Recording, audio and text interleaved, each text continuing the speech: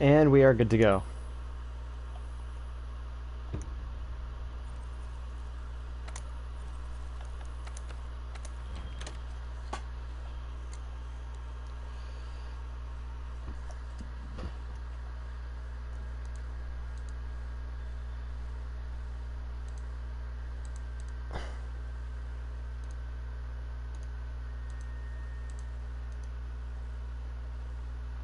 Time for Monster Hunter.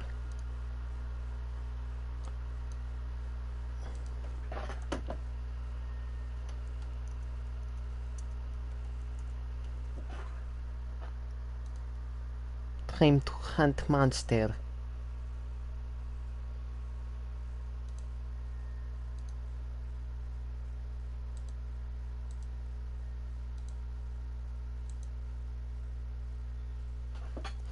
I think the Arch-Tempered Kolve Taroth siege has started, but yeah, Fury of El Dorado. But I don't think that I want to do that tonight, just because it's very tedious and long and boring, and it'll pretty much take up the entire stream. So, oh yeah, probably want to turn the music back on.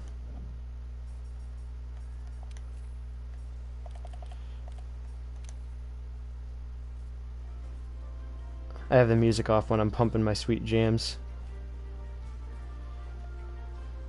Indeed, indeed, Monster Hunter.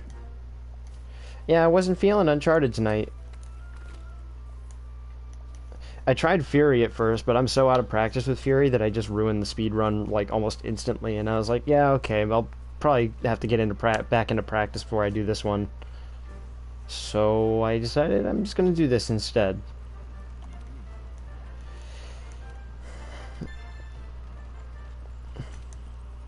Ah, got some new weeklies. Fantastic, I'll do those. Fanged Wyver, Pancrathian, and 9-star bounties.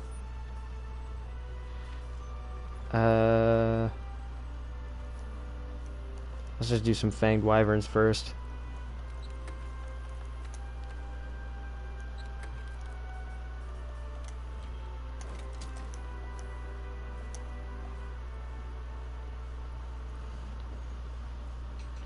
Let's just do some Odogaron hunts, I guess.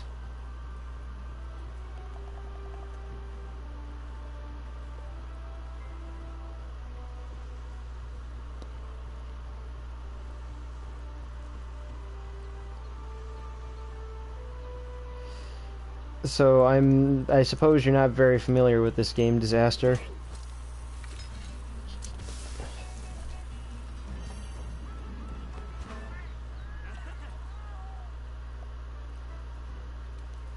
Oh man, oh, I'm sorry I skipped the cooking animation. I'll show you next time.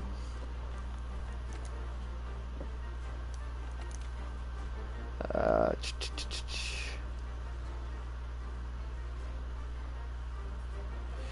yeah, Monster Hunter World especially. Oh, I could do Great Gyros, but I don't need anything from Great Gyros.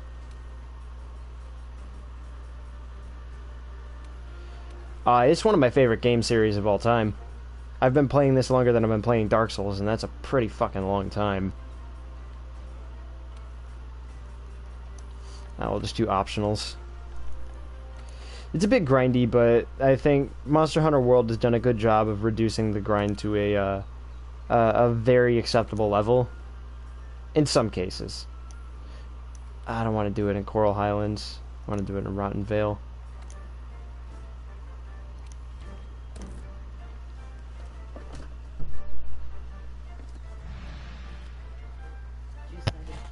Hmm? Start over. I'm doing something else now.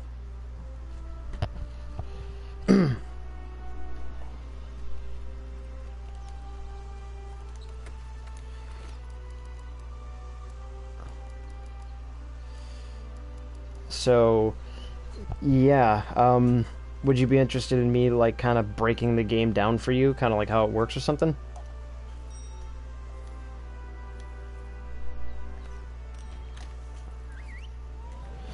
So, this character is, like, super late game. Like, this is an 800-hour character.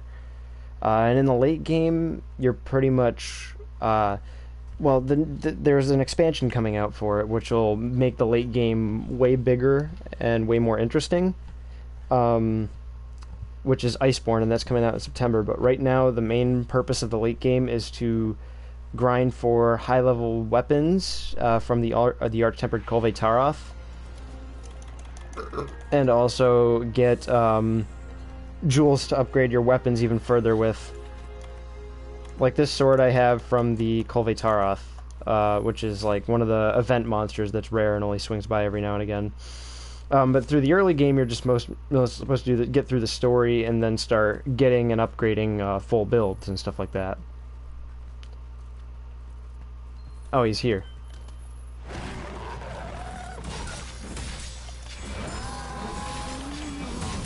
And there's multiple different weapon classes and varieties and stuff like that.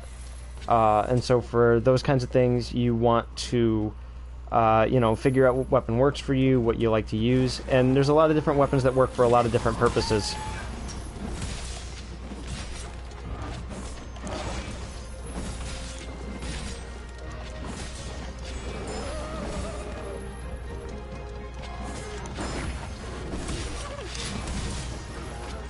Like, my sword right now has an augment that heals me, and it's pretty much one of the best augments for any weapon. I got my little cat fella helping me.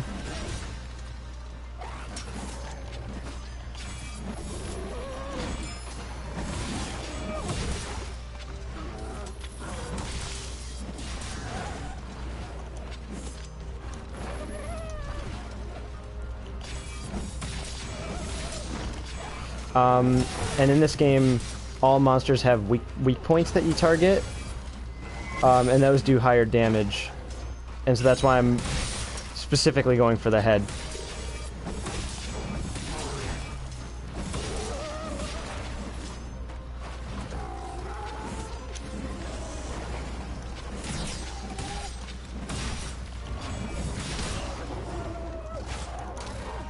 Bleeding? No problem.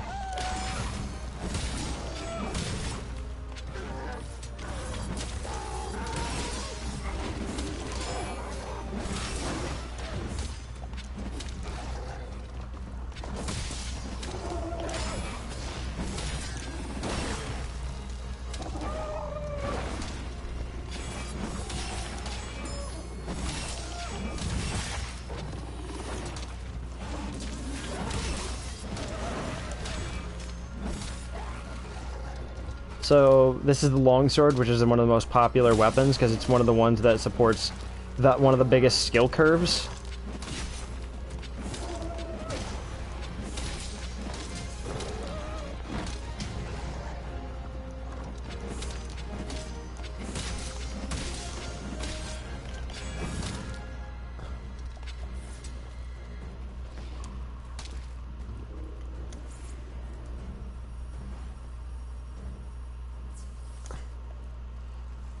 Crouching stops bleeding.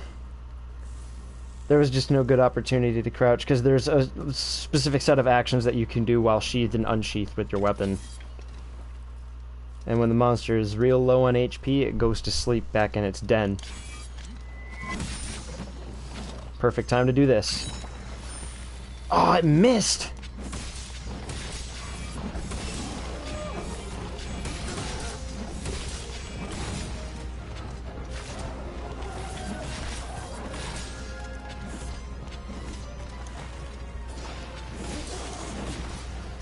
So, unlike in a game like Dark Souls, your rolls don't have a huge ton of iframes. So, you have to either use perks and augments to your gear that increase your iframes, or you use a weapon or use a strategy that doesn't require you to dodge specifically, because you have something like blocking, or in this case for the katana you have a parry move.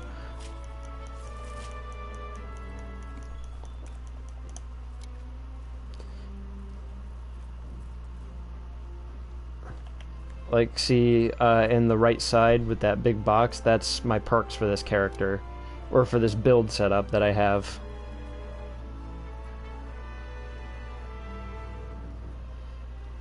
And I can kind of break down what each of them does for you, just so you kind of get an idea of what perks do.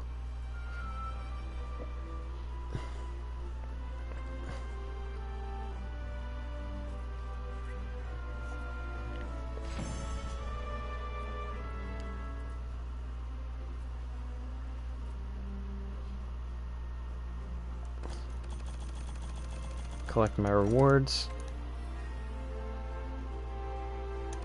Whatever, take that just cuz.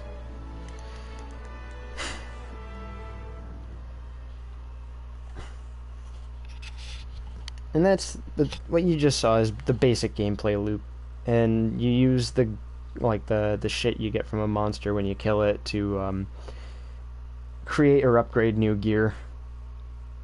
And the goal is generally just to get to the end of the upgrade path for the best weapon you've got. But the problem with the current meta is that most of the best weapons in the game are from Kolvetarov, and that's kind of just created a lull in the meta, because it's like, oh, well, why use anything else if you can just use what you get from Kolvetarov? It's kind of a problem, and I'm hoping Iceborne shakes that up.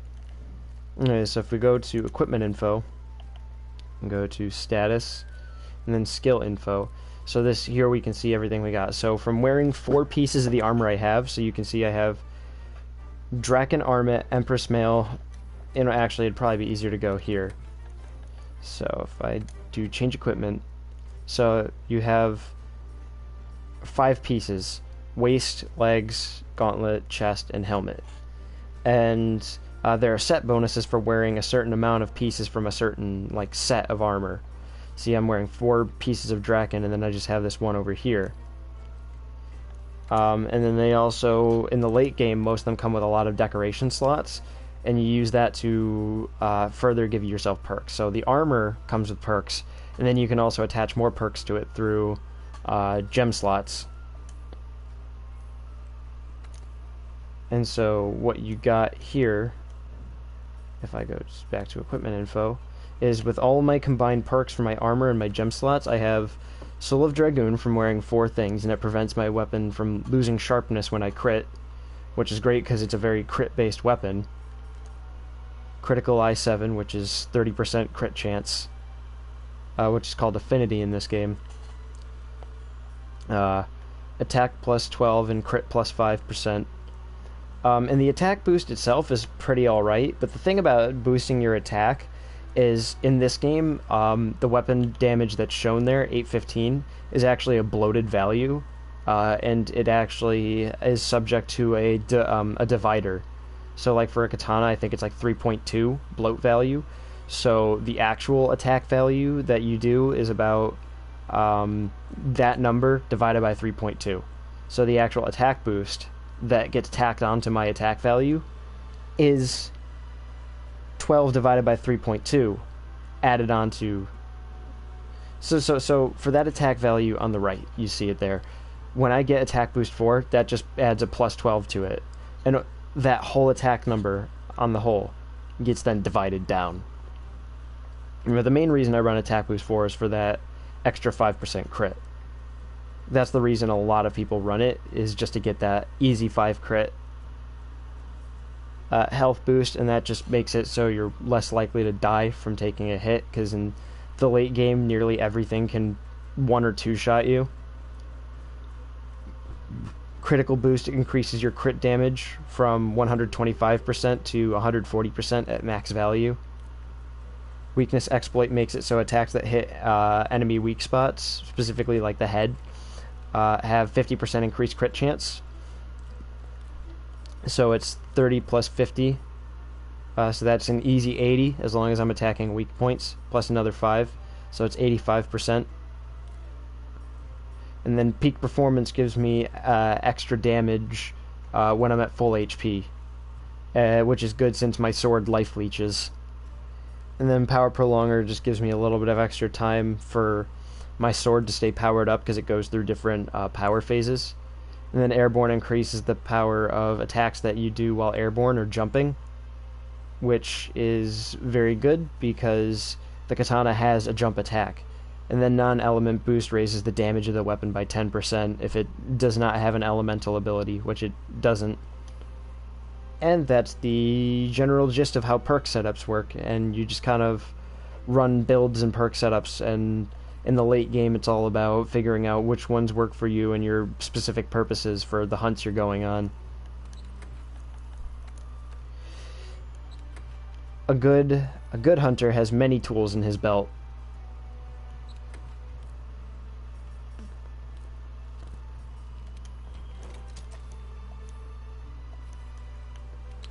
Oh, I need to change this. I need to change that to evasion mantle.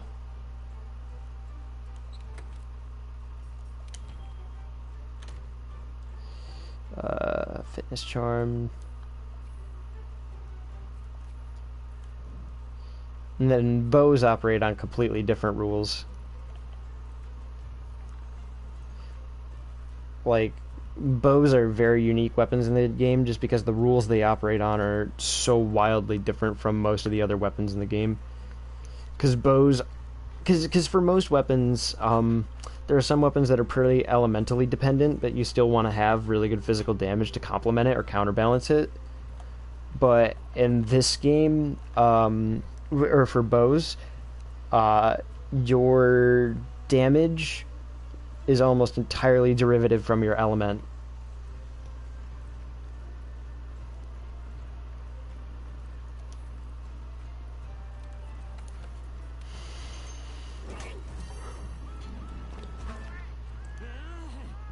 And in this game, elemental damage can only crit if you have the critical element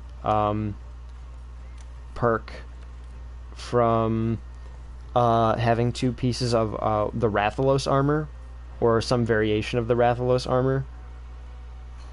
So for that, you need, you know, so as you can see, I got Wrath Soul and Wrath Mail, and those two combined give me the critical element I need to put the extra damage on my bow. And so bows are pretty much entirely crit-based weapons. Hey, partner.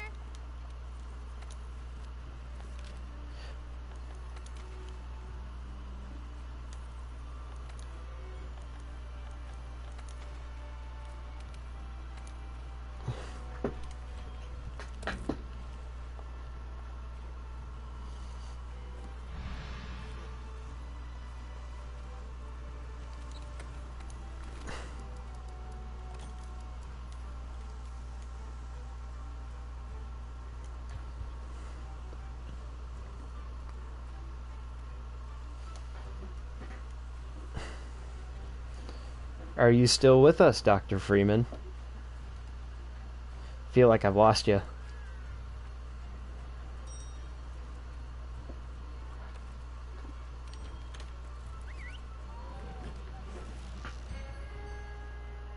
Oh, no problem.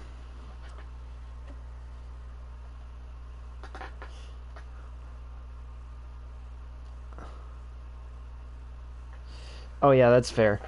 If anybody brings you food, you gotta give them your attention. That's just how it works. What'd you miss in my breakdown so far?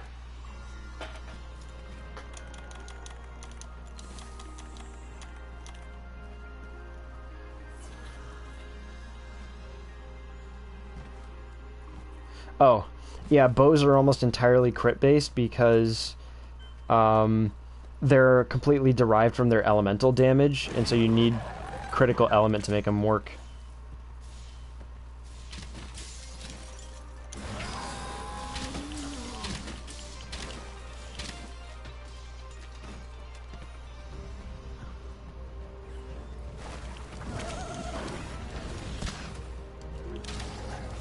Ooh, camera got crazy.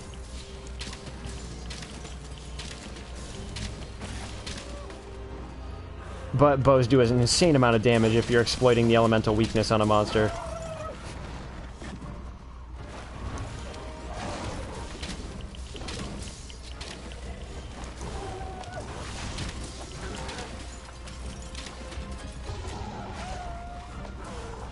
Yep, pretty much. Oh no, not critically endangered. Quite the opposite. Probably overpopulating, overproducing, or overconsuming in some cases, or just plain getting in the way.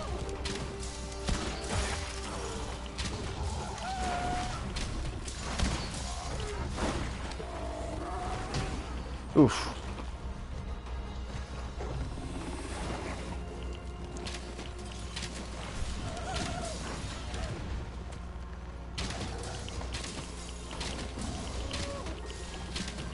I'm looking to score a knockdown. Not quite what I was looking for.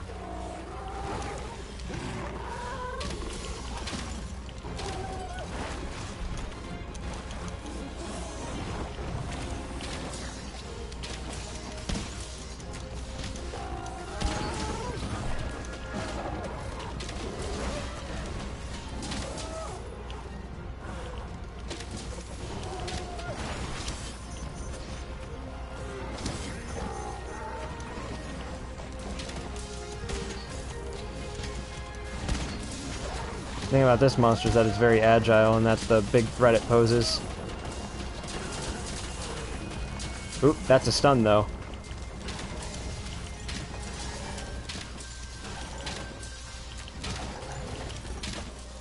And that's a lot of free damage.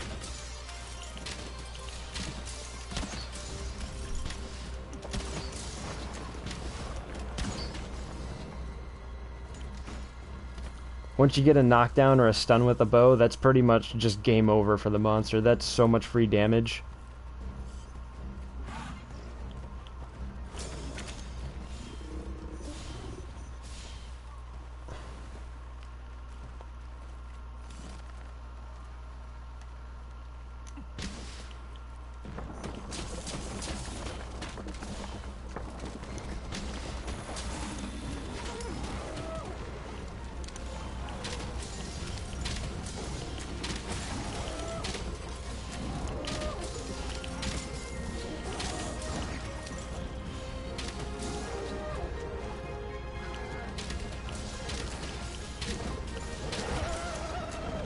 Oof.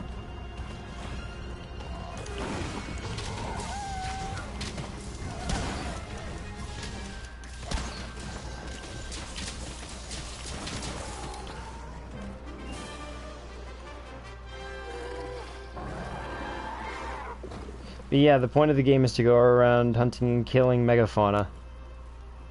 It's like Cabela's big game hunting, except the game also hunts you.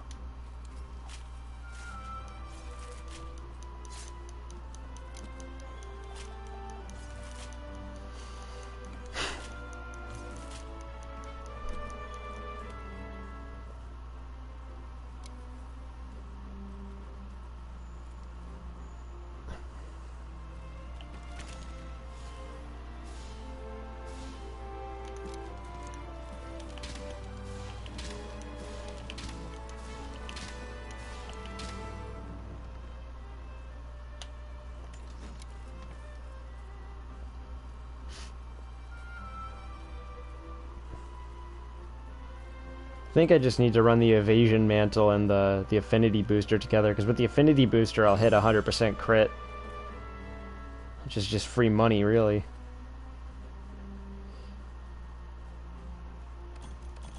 Ooh, baby, look at all those rewards.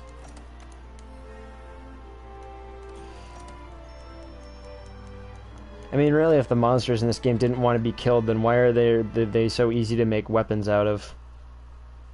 Checkmate.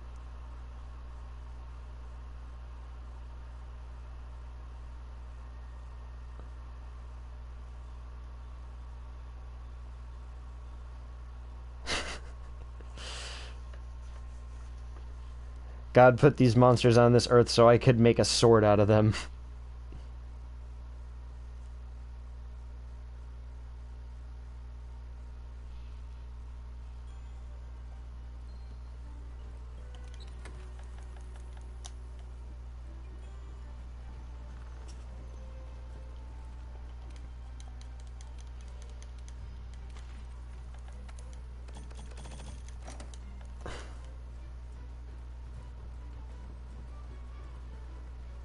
Oh yeah, also the reason none of my armor's changing, even though like I'm changing my equipped armor, is because I have what's called a layered set, which pretty much makes it so you don't have to see my ugly ass armor changes whenever I switch to a new set, because it's all it's all hidden underneath the actual clothing that I'm wearing. It's pretty much just an overwrite, quote unquote, of whatever armor you're wearing with something else. So no matter what I wear with all this stuff, I'll always look the same, which is good. It's nice.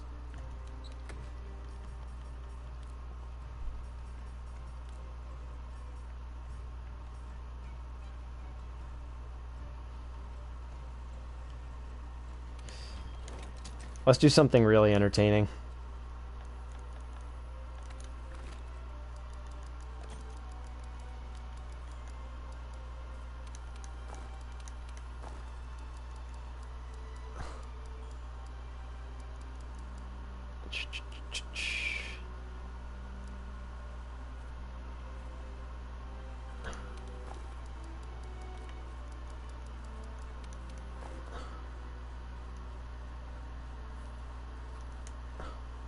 I want to make this last Odogaron hunt really funny.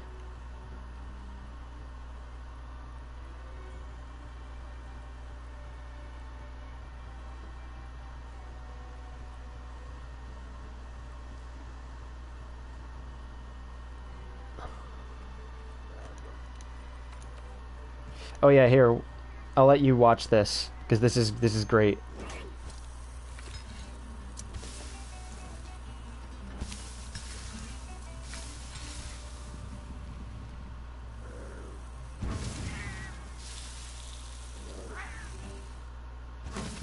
I love them. These little cat fellas.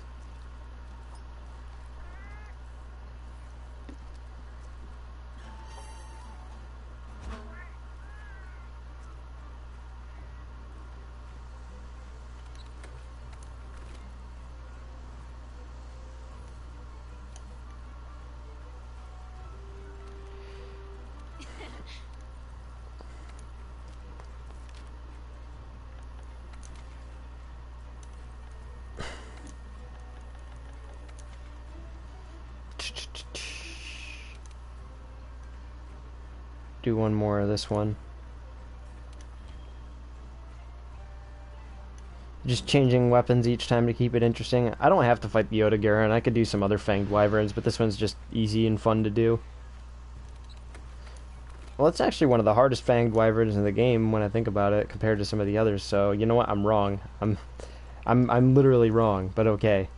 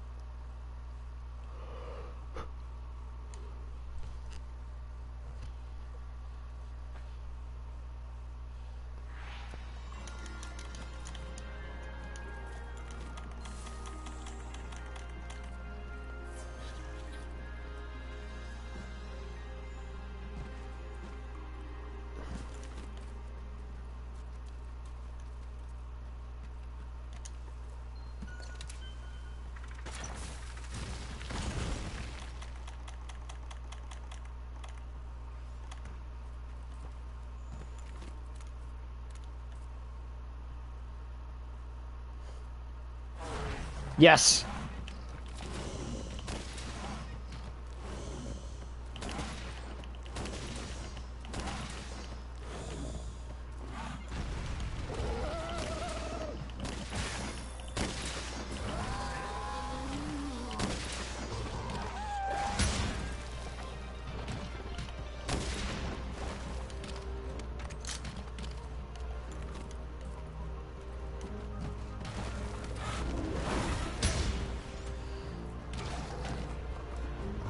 Shotgun time. Oop. Whoops. Should probably switch to just spread ammo 2 for now, until I get a knockdown.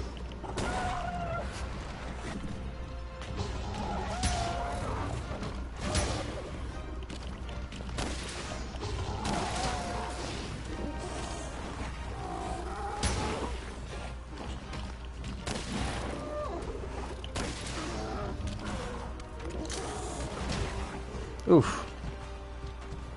How dare.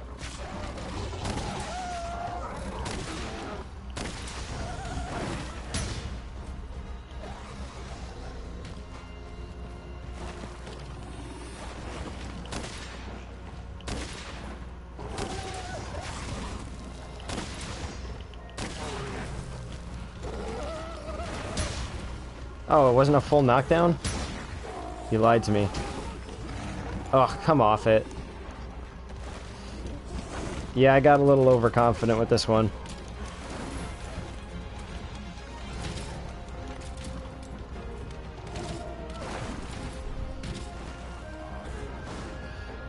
Take the shot.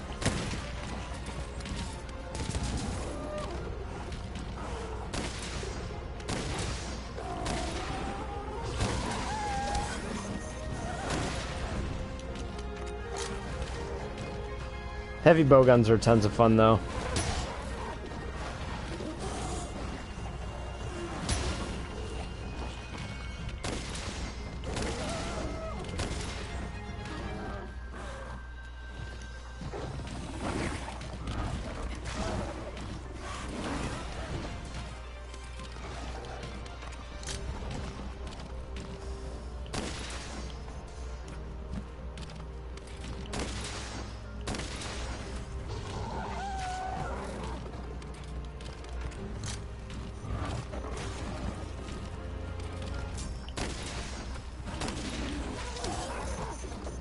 I actually need to stop blocking, because blocking it's actually doing a lot of damage to me.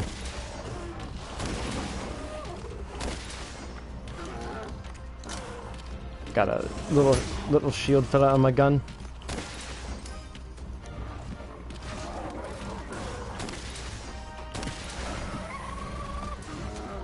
Very hurt monster.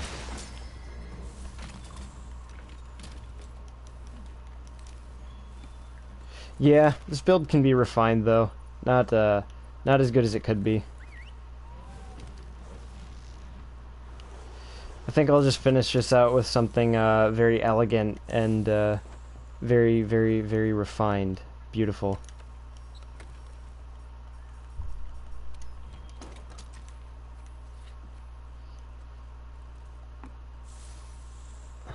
Yes. Hammer.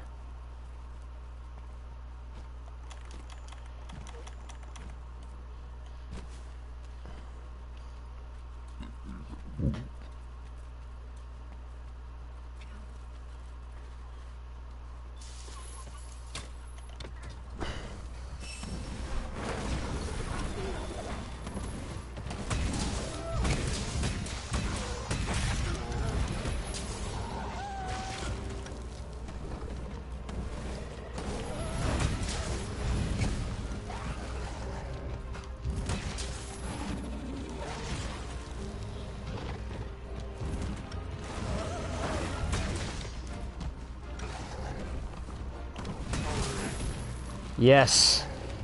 Beautiful.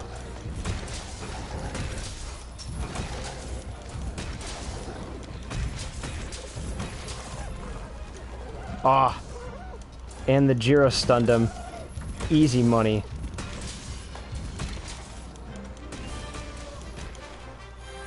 Ah, I love it. Good weapon.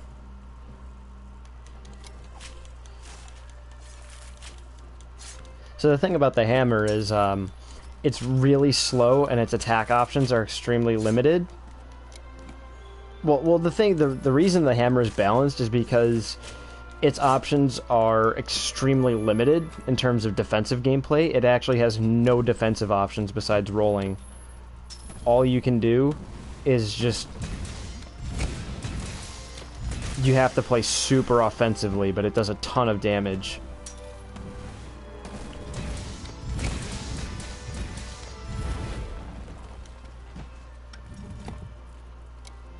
But it's balanced because against monsters with higher health pools and with greater tolerances to getting stunned or KO'd or knocked down, you might get your shit tossed. And it's actually considered a lower tier weapon just because there's not a lot of opportunities to really maximize its damage.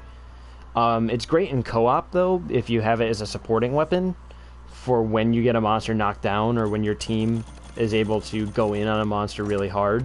Because then that's where the real damage from the hammer shines, but as a solo weapon, it's hit or miss.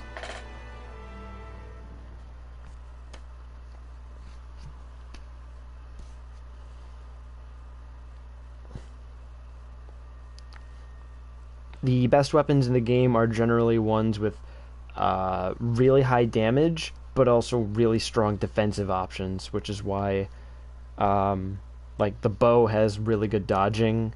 The long sword, or the katana, has really strong has a really strong parry attack, and the charge blade has like a block and a counter function.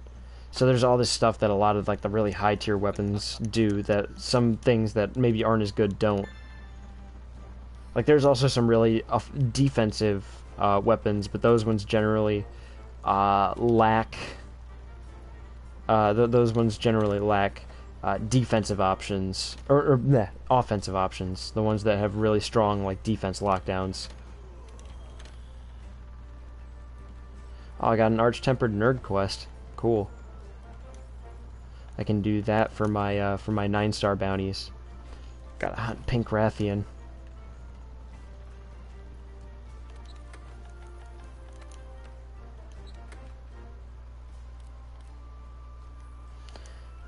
And you can find out like what all the monsters' weaknesses and stuff are from your hunter's notes. So if you ever want to go back and just check something real quick, like I'm doing now, just gotta figure this out. Weakness to dragon and stun.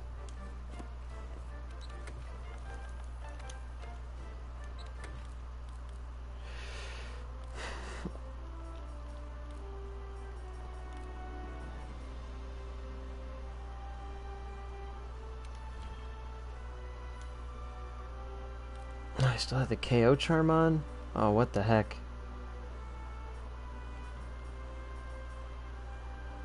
I had the KO charm on for all these. Oh wait, no, it's showing my current gear. I'm stupid.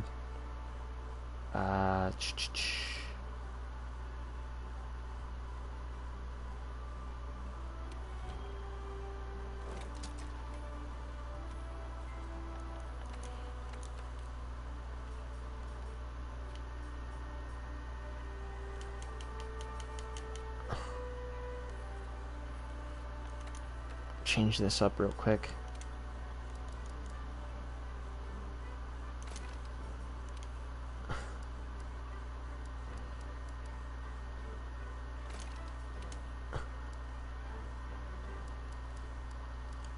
Charlotte Grip, Dragon King Eye Patch. We're gonna do Shield, if I can find it.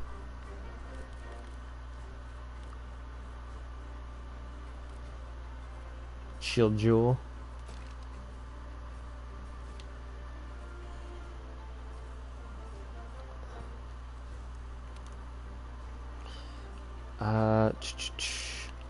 What else do I need? I need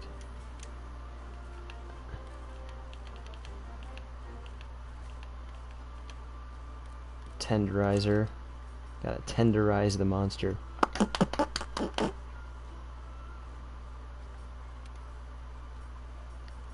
Attack.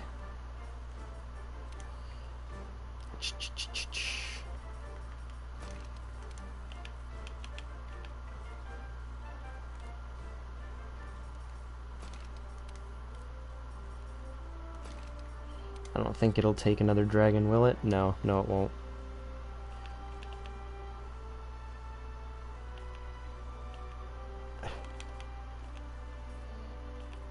What am I doing on perks?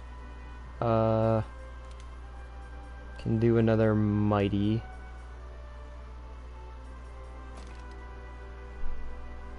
Just for more crit. And then, since I have so much crit, I may as well just throw some critical jewels on there.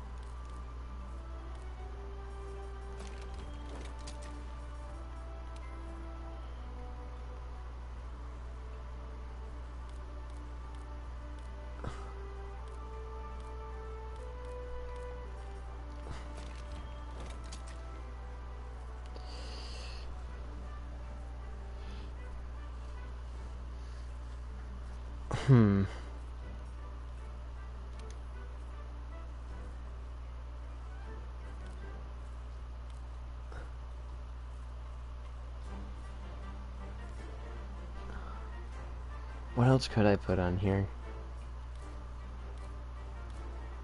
Just leave it for now.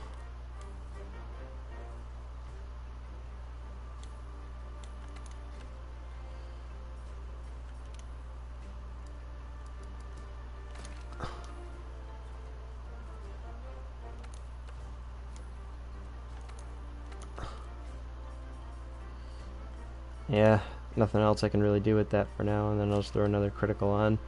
This is a temporary setup that I'm running, because I don't have all the decorations required for full build for this thing yet, because those are so rare to get.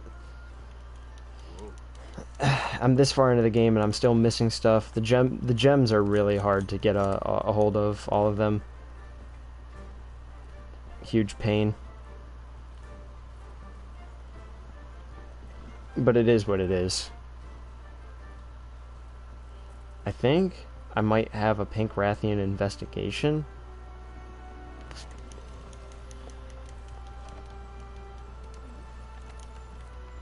Which would help me kill two birds with one stone.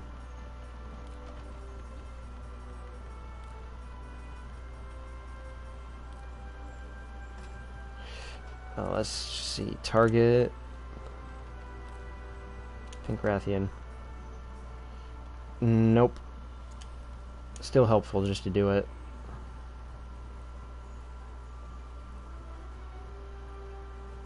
Investigations are always better.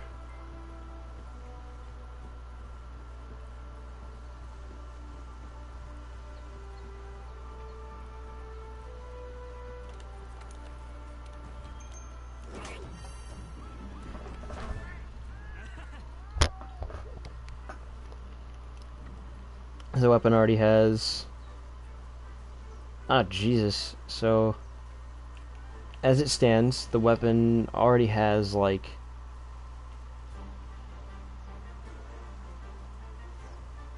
20%?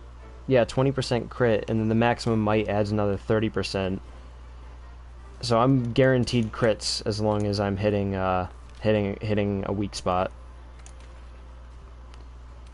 Nerf charge blade.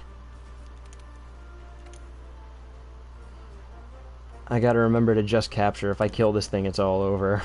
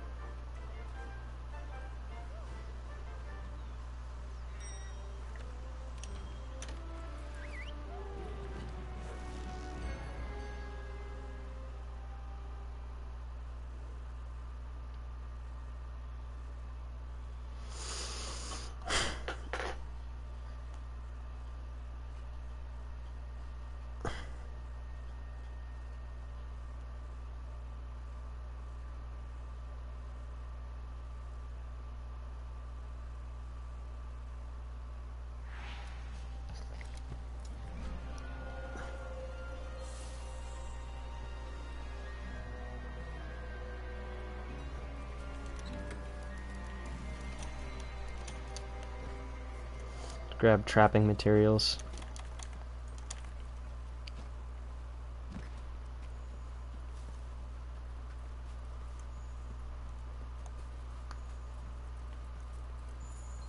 Oh, it's right there.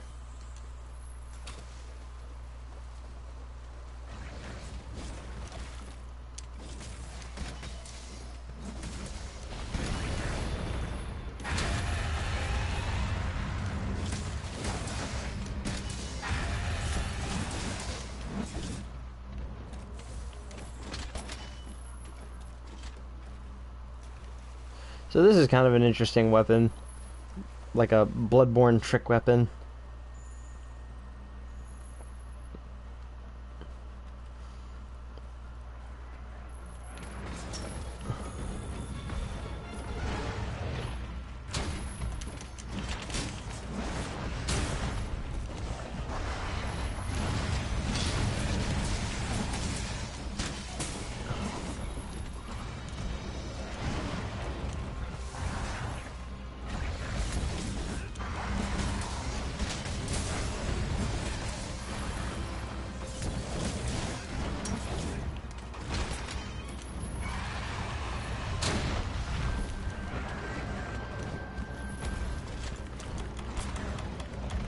Alright, I need to equip Flash Pod.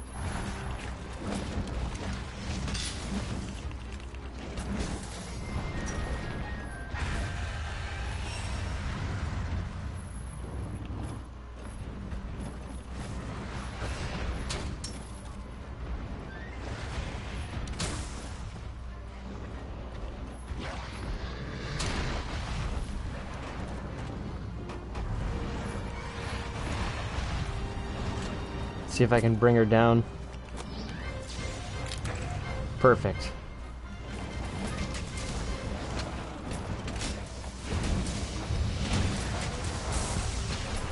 Big damage.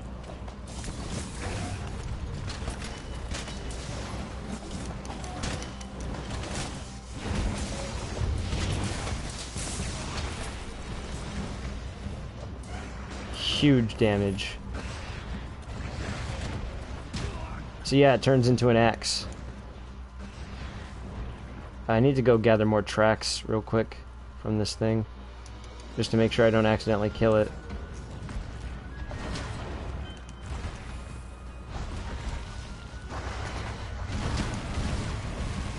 Whoops.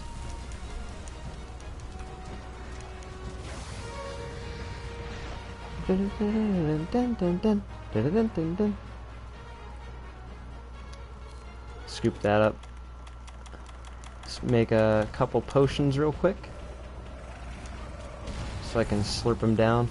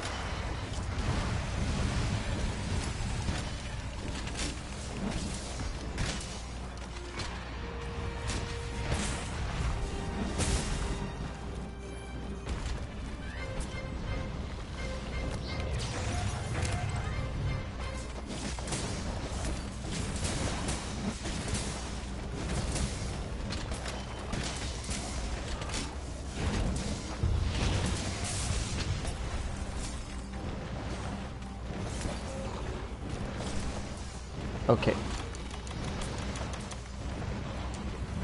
Low health. Poof. Poof.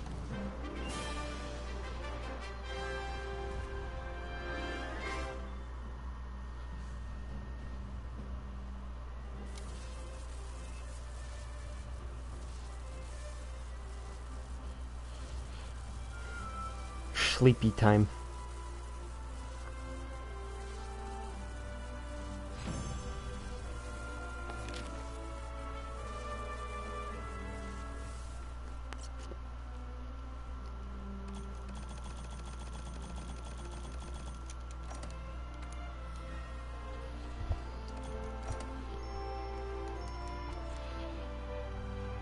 So that's your food.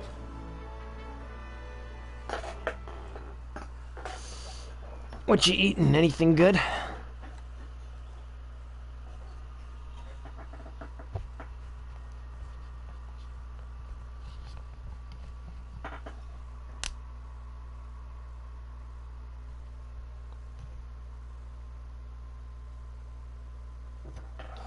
Oh man, earlier I had this tomato and broccoli pizza with it's a vegan chicken sandwich. Well, as long as it's good. Earlier I had this tomato broccoli pizza with ricotta cheese. Oh my god, it was so good.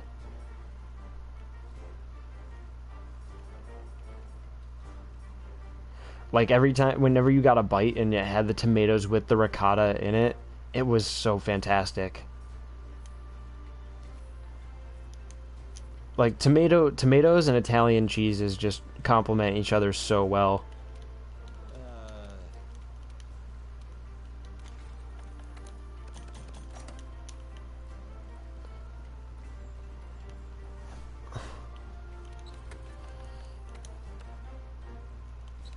Let's see, what else can I use that'd be just fun for a bit?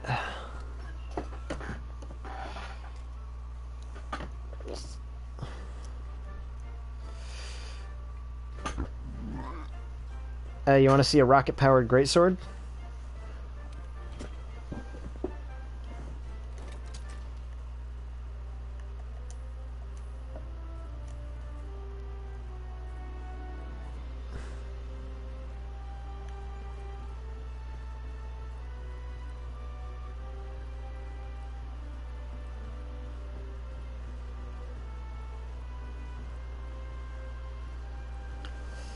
Yeah, I wouldn't imagine you'd say no, but you know, still worth asking.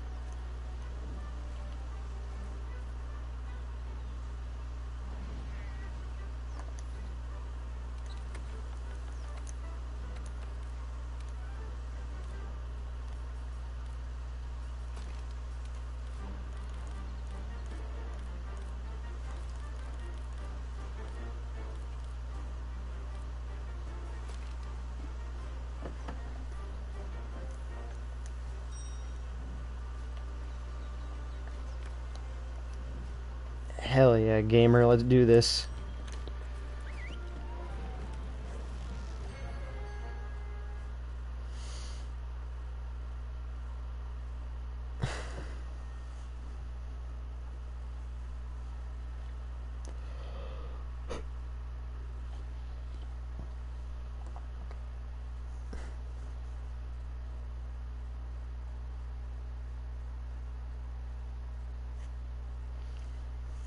So, great swords in Monster Hunter are very slow, but it does have pretty good defensive options, and most importantly, it hits like an absolute truck.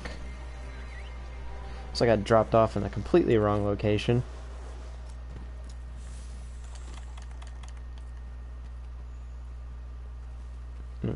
Gotta pick up my capture materials, gotta be careful not to kill the monster.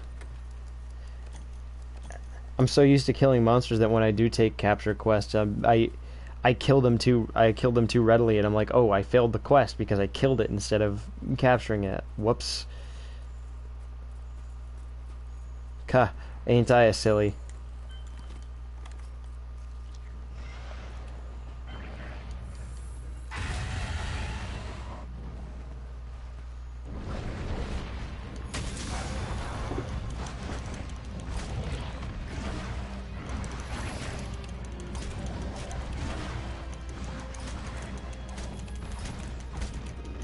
Try as you like, you won't shake me off.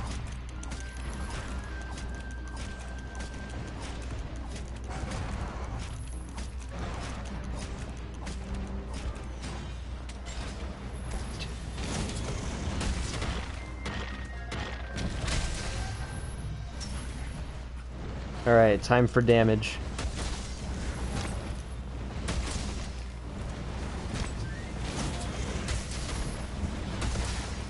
And that's an easy 600.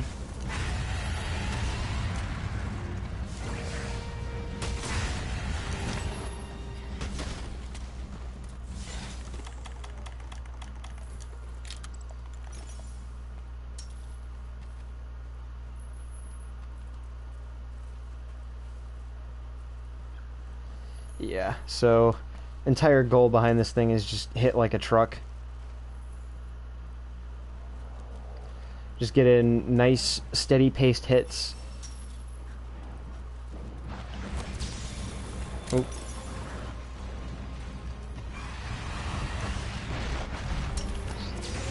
And you get knocked down. Whoops. One. Two.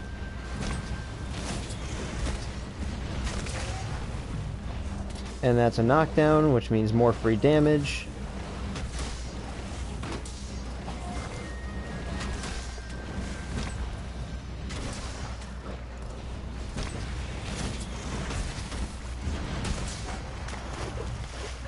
More free damage. Oh.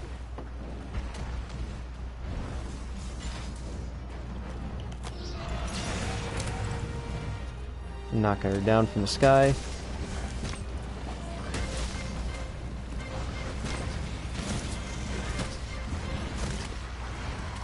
That's the thing though, is you gotta commit, because if you don't commit, you're gonna, like, you are so likely to miss, so you have to be sure that when you commit, you hit hard.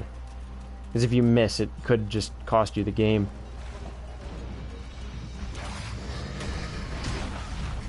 Oof. I'm honestly amazed I didn't get poisoned by that.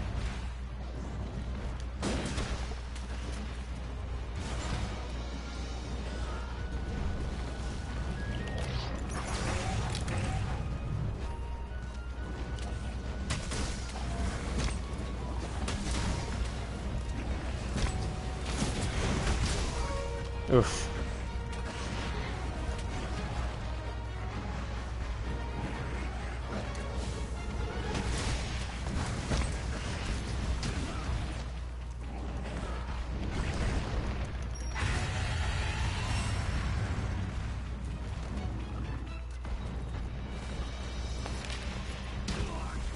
Okay. I was just checking something real quick.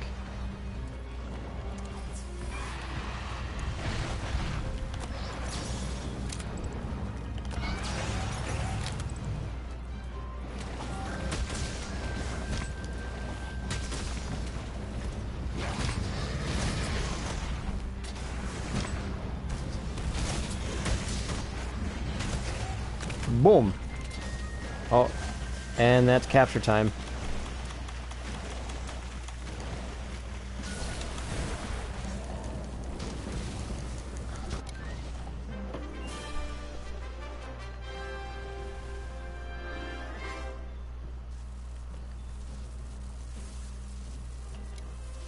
So yeah, that's the big cleaver. So this thing works.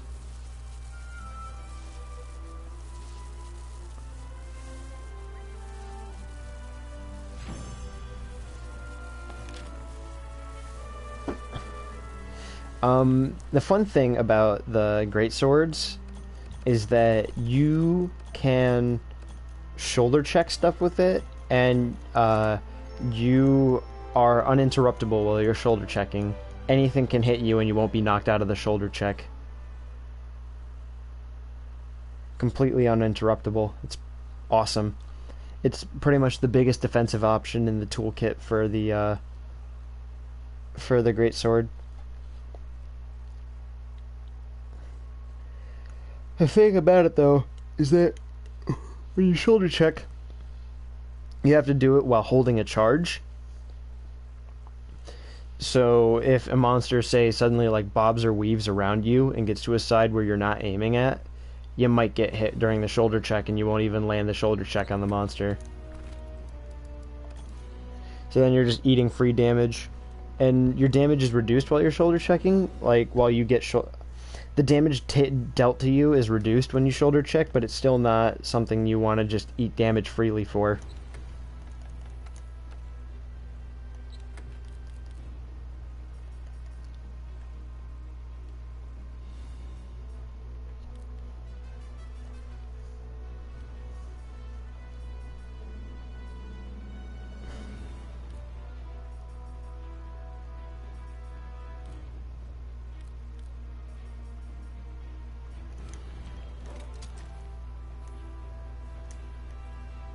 I gotta do one more of those.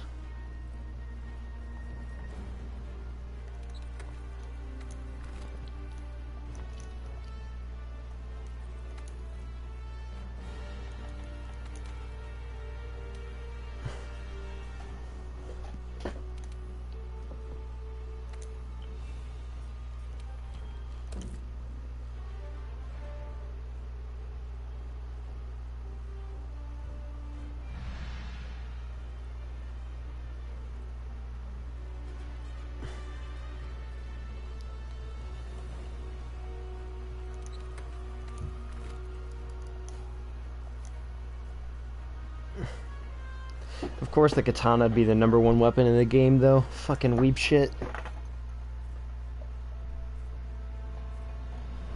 It's honestly really good, though. And it doesn't look like the expansion pack is gonna dethrone this weapon at all. It's probably gonna stay in the #1 spot. Because it has long reach, high damage, it's versatile, it's powerful. It's pretty much a do-it-all weapon. It's just tough in some... It has a hard time in certain scenarios. It's the ultimate weapon. Glorious Nippon steel, folded over 20 septillion times.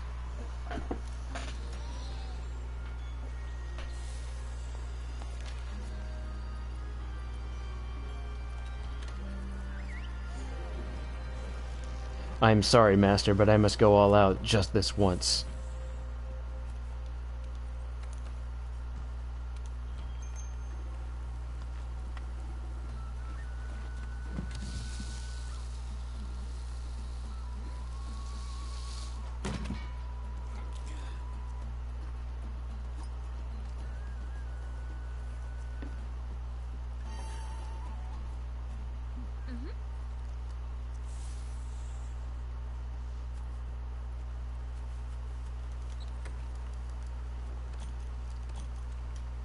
But yeah, it does struggle in certain scenarios against things that are maybe like... Because if you look, you have an overhead slash, a thrust, and an underhand slash. And the thing about that is that with that limited moveset of...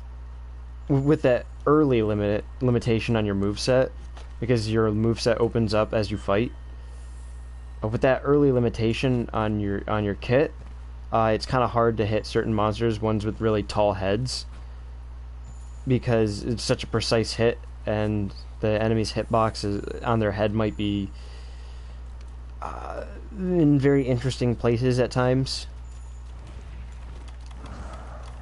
So it might make things a little difficult.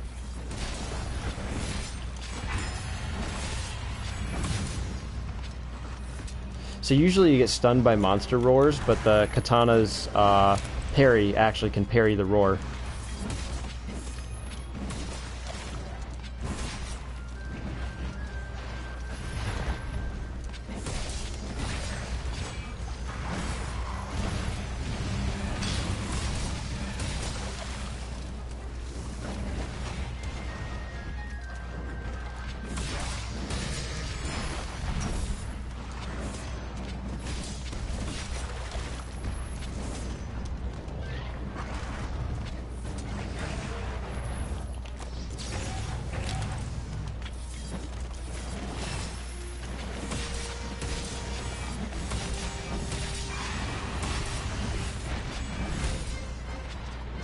Ooh, that was a nice hit.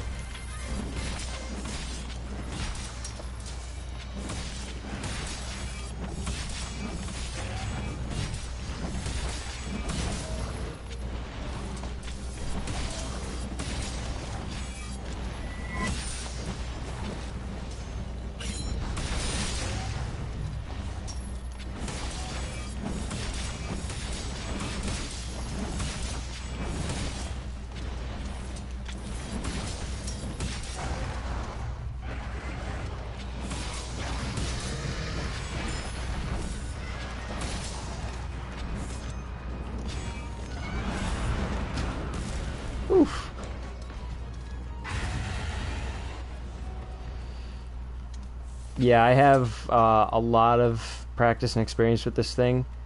I'm actually pretty much out of practice with every other weapon because this one's just so damn good.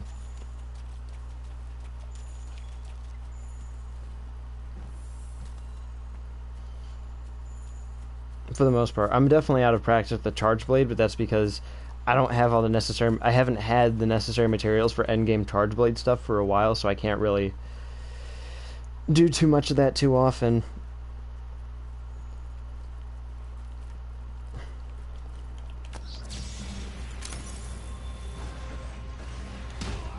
Oop. Ugh. Never really liked that move.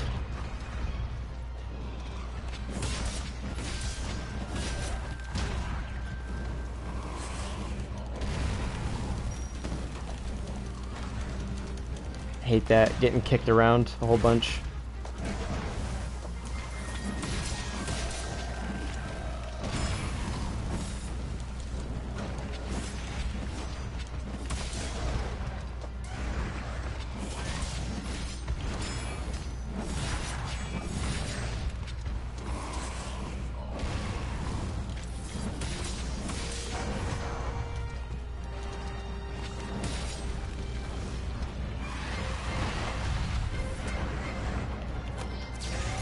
Down you go.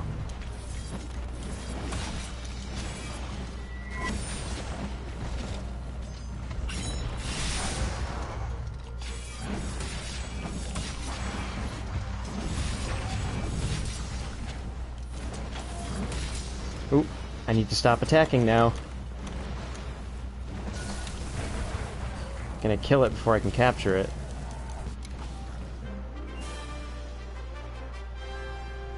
Oh, I gotta do one more? Oh, it's 4 times. Are you fucking kidding me?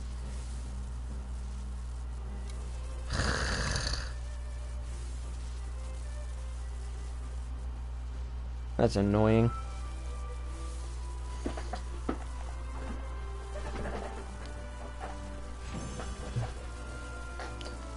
Yeah, I'm just doing my weekly challenges right now to get it out of the way, because if you do all your weeklies, you get an item that will let you trade it in for any rare monster material of your choice, which is really, really nice. Because those things can be a pain to grind for if you're not in the right mindset for it.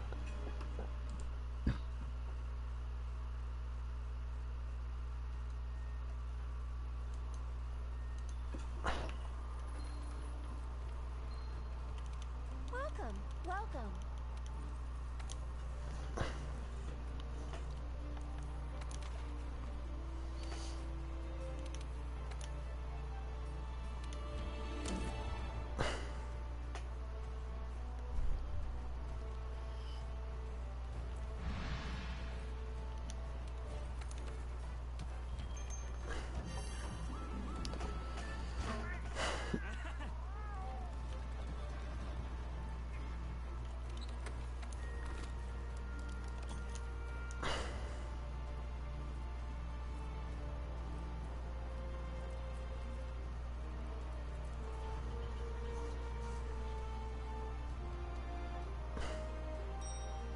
I have honed my blade against countless enemies, stained in blood. Teleports behind you, nothing personnel, kid. No holding back anymore. Crawling in.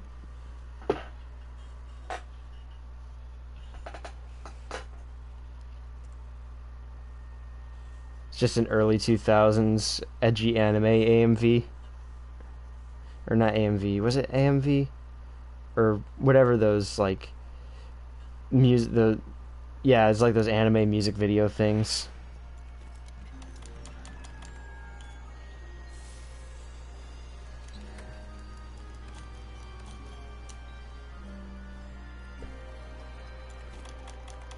Pretty much.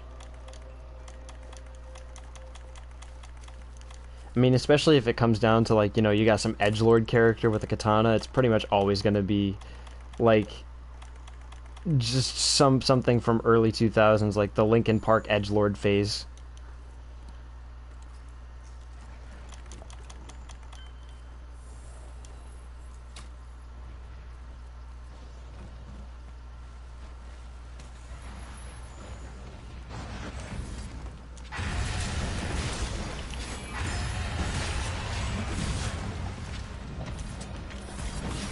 Yeah, I actually remember. I know you're kind of a grandpa, way older than me, but if there's something I do remember the early 2000s. Yeah, the early and mid 2000s. Those fucking anime AMVs are also just etched into my soul, like fundamentally, because I was so young then. But I was on the internet. I was using computers.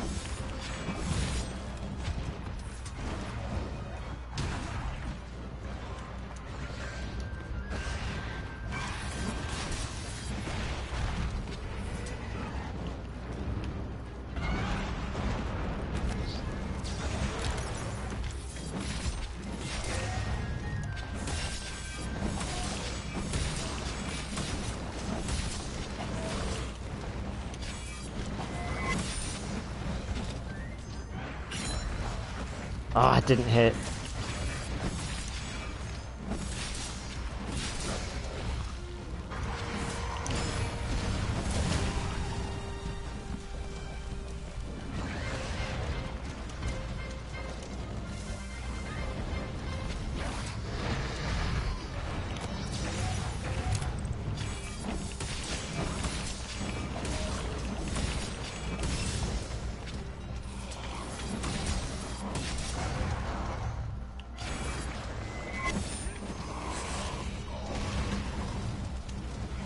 Ooh.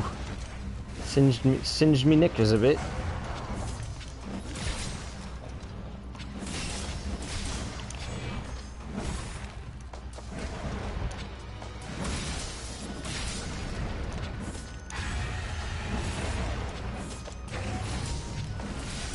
Jesus Christ. Go Palico.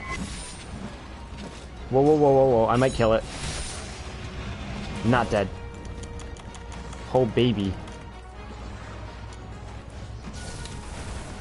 That was a close one. I could have sworn I was about to kill it.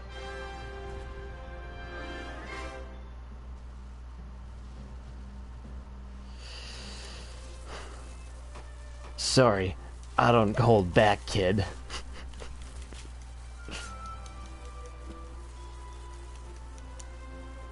Nothing personnel.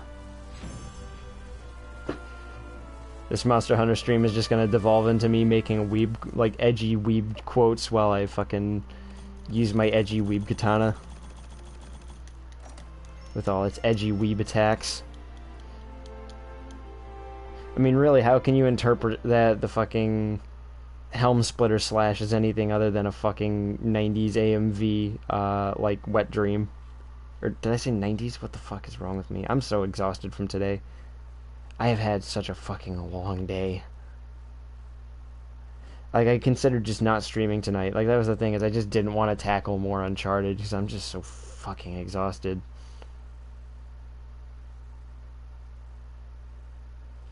Yeah, but again, that was a misquote. I meant 2000s.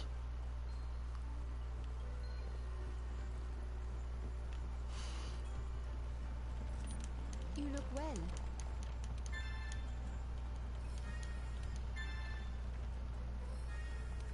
Got a silver Wyverian print.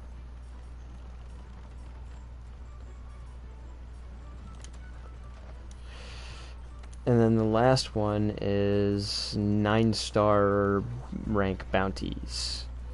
which are tons of fun.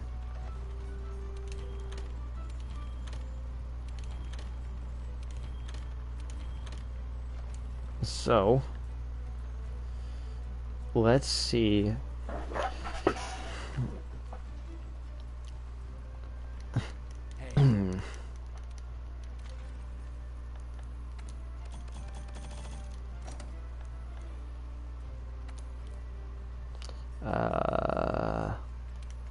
Switch fire herbs for...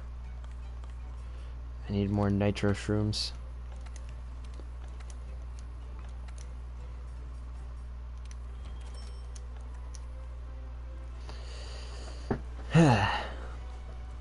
But we can do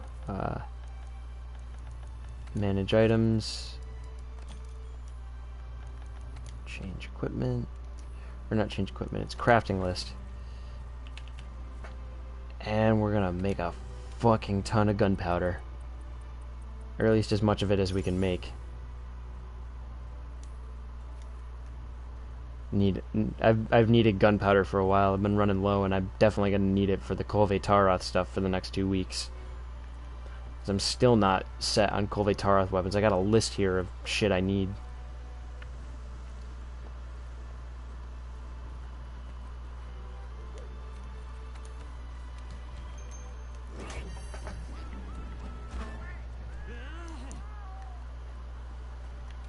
Hey, partner.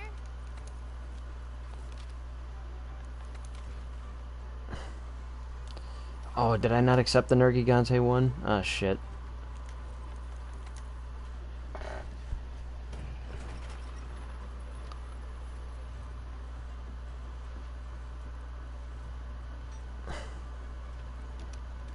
Don't let me down.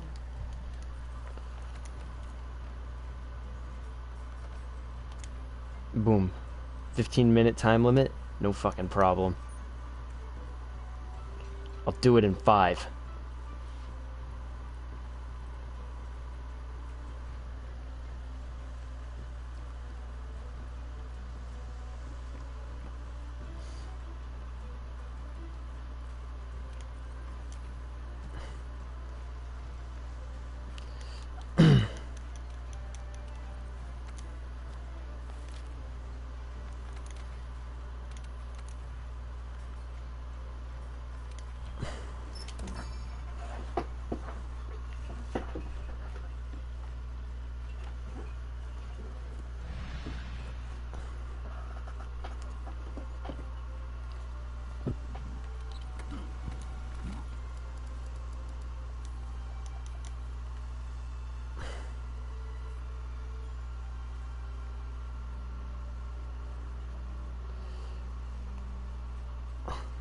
So you ready to just see a straight up AMV fight?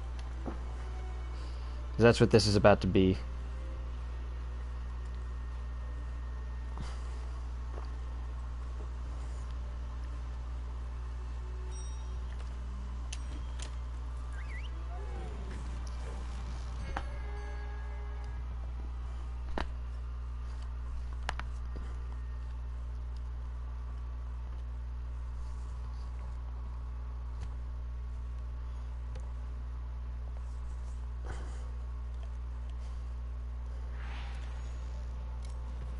Ugh.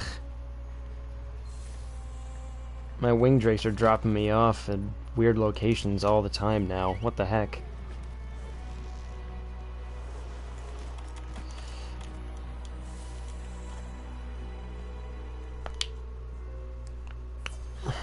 Slurp some power juice.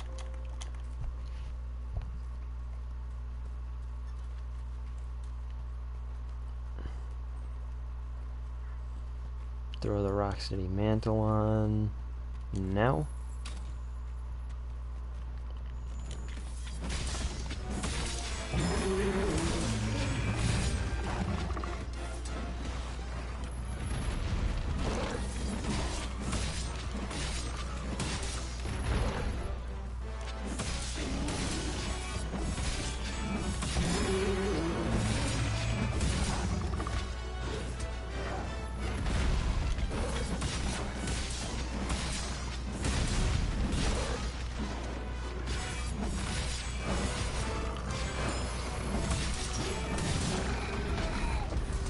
And knock down.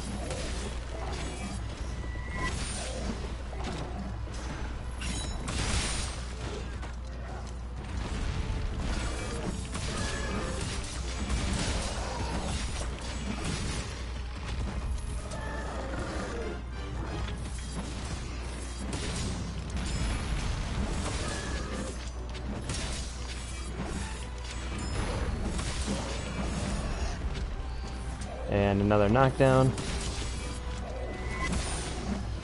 And horn break.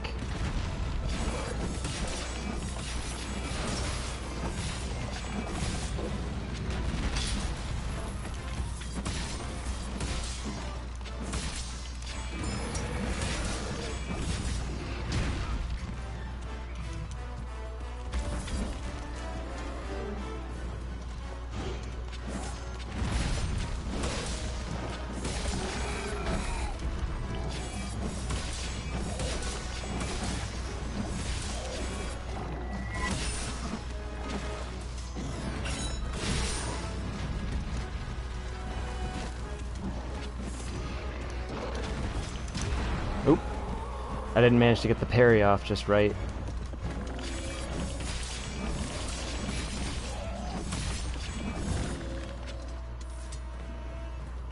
Oof. If I'm really bringing my A game, I can kill him before he even runs away. Evidently, I'm not bringing my A game.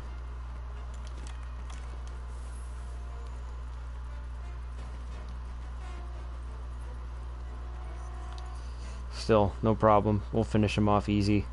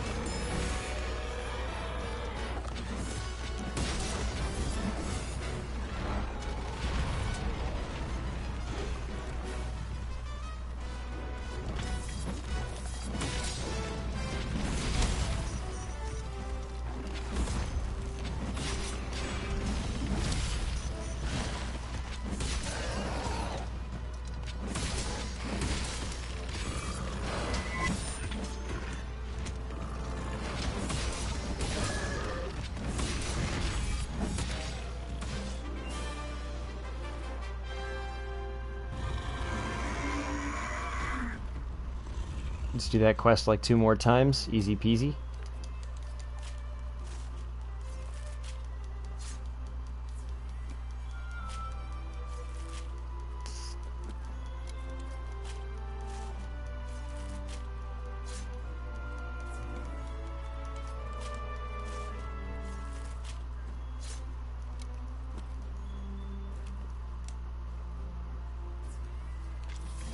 Oh yeah.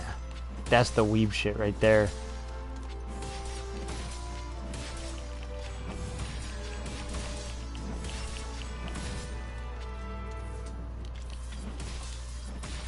I've played Doom.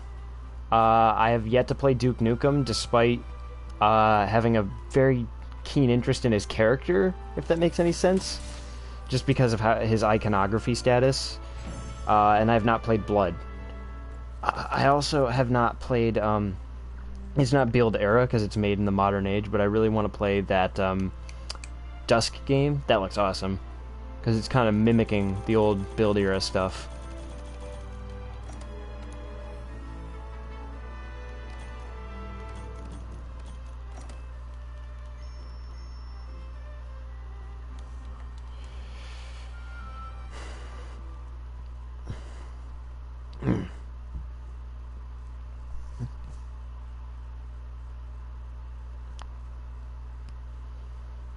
Yeah, I haven't played too many of those old Build Era shooters, but I know, I mean, how could I not know about them? But I know a decent amount about them, but I'm assuming there's a driving force behind that question.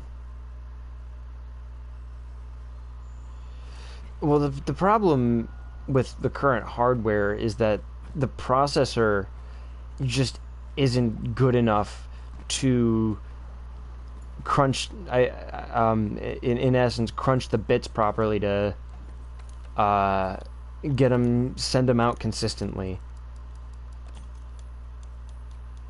Like, I couldn't even do Portal at downscale with the current thing. Laptops just aren't cut out for streaming unless you get a really good one.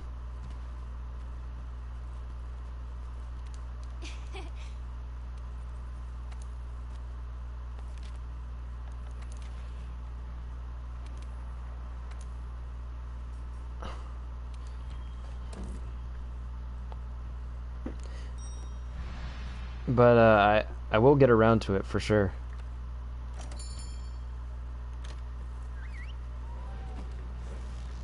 Like, Portal isn't a hard game to run. Source games just aren't hard to run. And, like, I was just having troubles as it was. And it might have been the internet I had at the time, but I think it'll be much safer for me to just... That's fair, that's fair.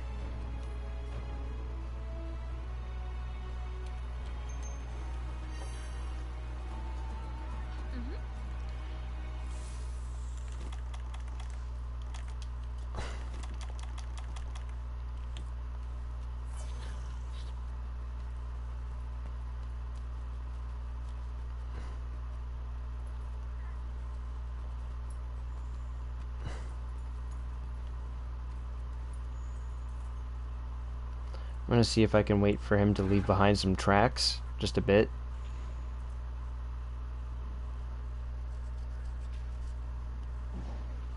Ah, that's fair. Like I said, I think the problem that I was having was more with the streams than with the games. It'll get streamed at some point, though, because you definitely seem interested in having me stream it. I'll do it at some point, just I think I want to wait till I got that new computer first.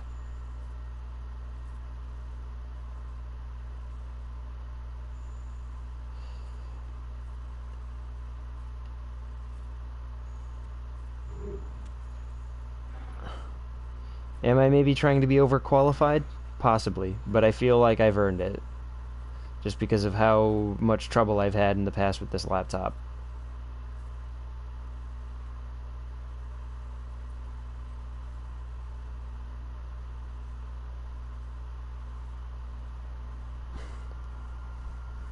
After he paces back this way, I'm gonna fight him. Just want him to leave behind some tracks. There. Surprise, it's me.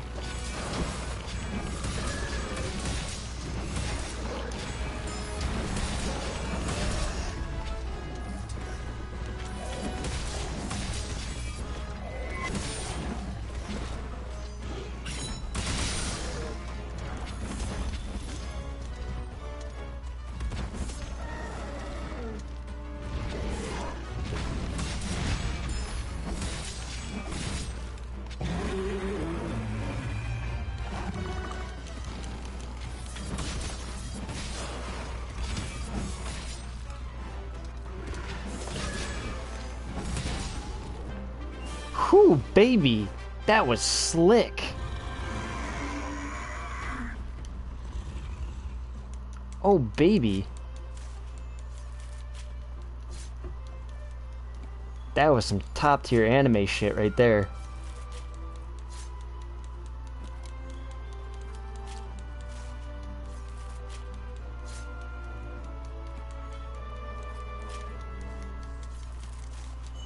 Yes! That's a gem. Oh, baby. That was a good, good hunt.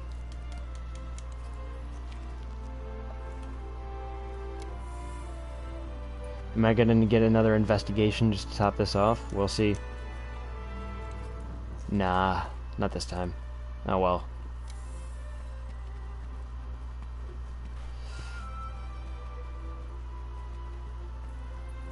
That was a good fight. Very good.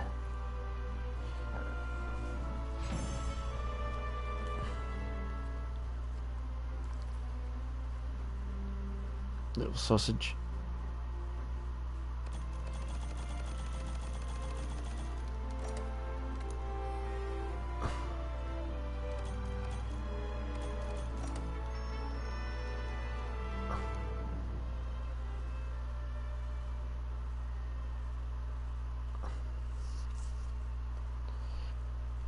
Oof. That was nice. I should have capped a screenshot of that finisher screen, but I was too stupid to. So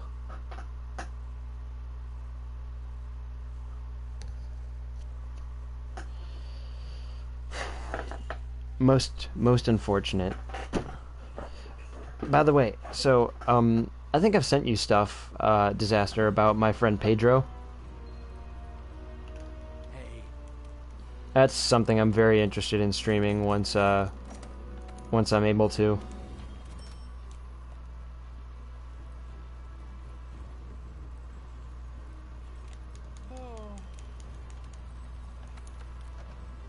That's Teostra. More Teostra hunting. Oh, you're here. Oh yeah, by the way, that guy, the guy who just did the "Oh, you're here." He's that's DC Douglas, the voice actor. He's the English VA for Wesker.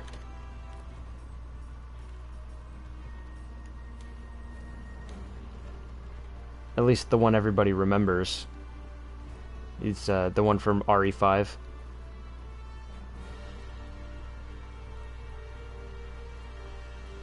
My friend Pedro is a side-scrolling like action obstacle course game sort of thing, where basically your goal is to just be a rad motherfucker and just ice people in the coolest way possible.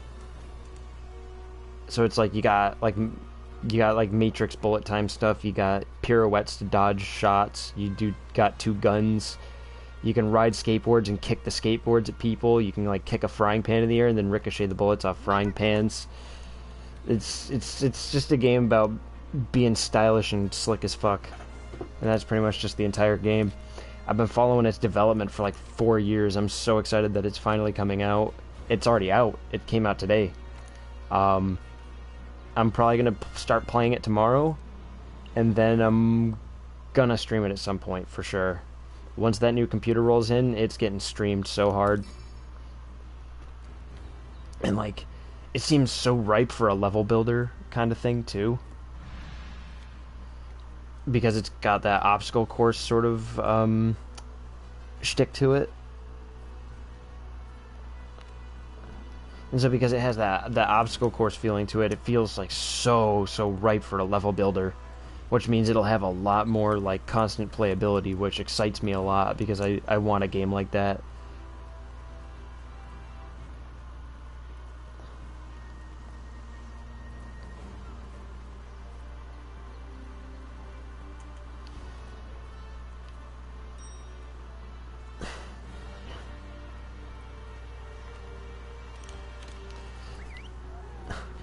You know, it's funny. It's like I haven't been this excited for a game to come out in a long, long time, and go fucking figure it's a Devolver Digital game of all the things that it can be published by.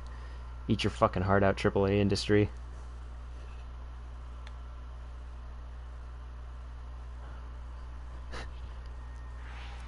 Big AAA Star Wars Jedi Fallen Order game. I sleep. Quirky little game that's been in development for like 4.5 years about a dude just kicking frying pans at people. Real shit.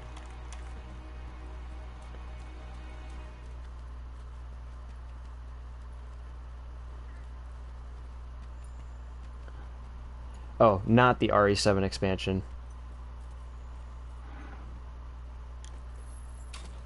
Oh, you're looking at Pedro stuff right now?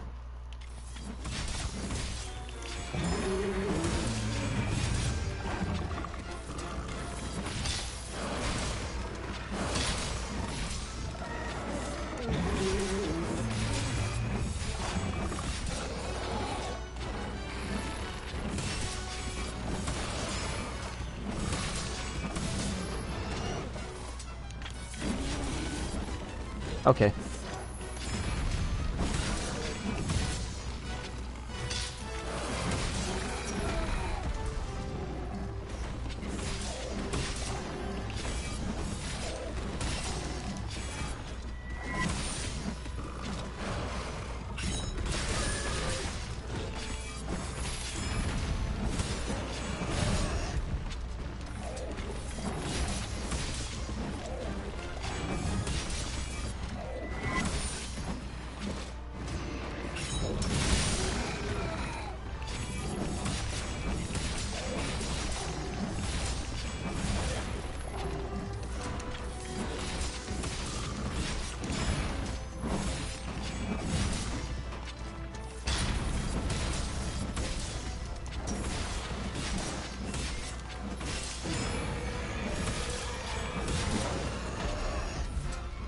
Oh yeah.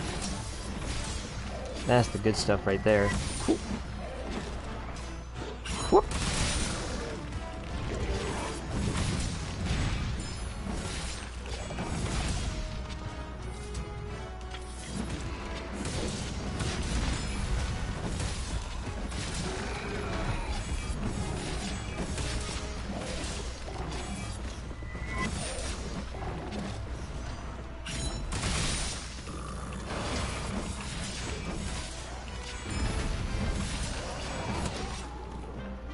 Fucking clean as shit, boy.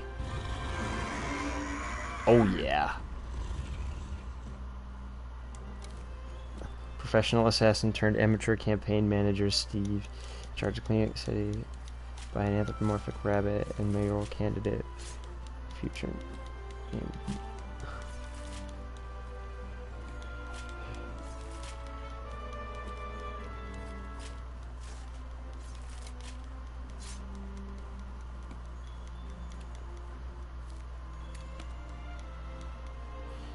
Interesting. Yeah, I haven't seen too much of my friend Pedro's story, but it also looks like a fucking weird game, so I'm into it. I dig it.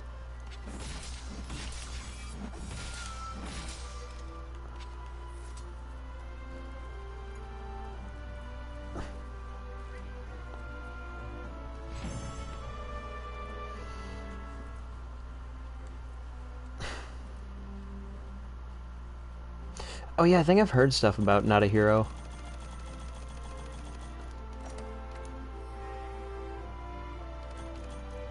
You know who else isn't a hero? Chris Redfield. Because if he was a hero, he would have saved those soldiers.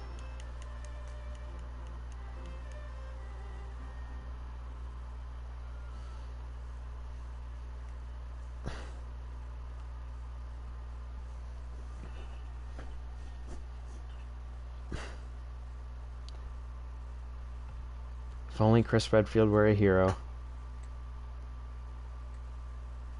Speaking of Chris Redfield, my one disappointment that's been running pervasively throughout Monster Hunter for all these years I've played it is that there aren't any fucking fist weapons. God damn. Dude, would I really just love to get like some fucking like power fists or some knuckle weapons and just beat these fuckers to death. That'd be like the only weapon I use if I could. I'd just fucking destroy these monsters with my fists, and nobody would stop me.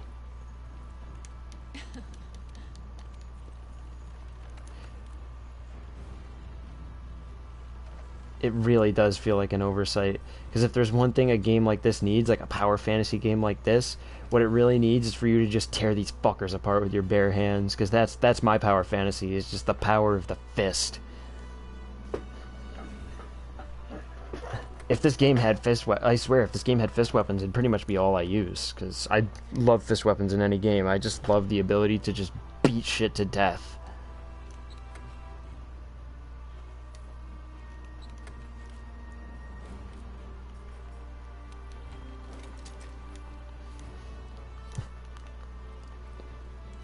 Cue the, see, this is why I hate video games, because it appeals to the male fantasy. My male fantasy of being a fucking absolute, like, Chad of martial arts and just destroying fully grown dragons with my hands. The real male power fantasy. Being able to kill dragons with my hands. Pretty sure that's anybody's fantasy, the ability to just slaughter dragons with your hands. And I know I keep saying that phrase, but I'm gonna keep saying that phrase until, like, until it gets old, and I don't think it'll ever get old, because just killing dragons with my hands is just, beautiful.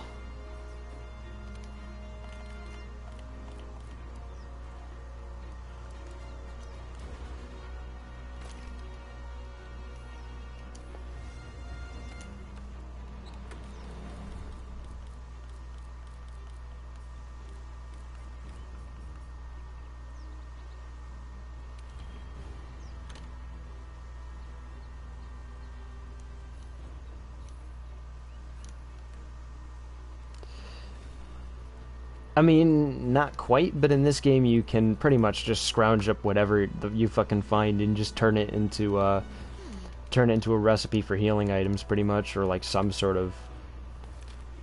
You can, you know what? Actually, you can like extract monster fluids, like in extracts and stuff from the monster, and you can convert that into stuff that will like increase your stamina or increase the potency of certain potions. So, yeah, you may as well. You're basically just slurping monster blood for power.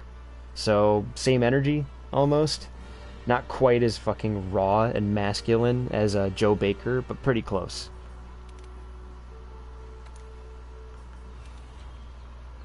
I don't think anything's ever going to be as raw and masculine as Joe Baker, though. Joe Baker's a fucking experience. One that I need an entire game of. I just need a Joe Baker game. Please, Capcom. You guys are doing so good right now. Please. I just need a Joe Baker game.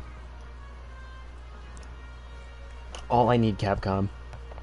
I can die a happy man if I just get Joe Baker as a full game. Just let me just fucking punch shit. Dude. Joe Baker from Marvel vs. Capcom 4 would be fucking awesome. Joe Baker, there is not a single thing in this world that wouldn't be improved that would not be improved by the presence of Joe Baker. Count of Monte Cristo, just throw Joe Baker in there. Fucking Citizen Kane, throw Joe Baker in there. I don't know what this is. I ain't cut out for this city, this fancy city food.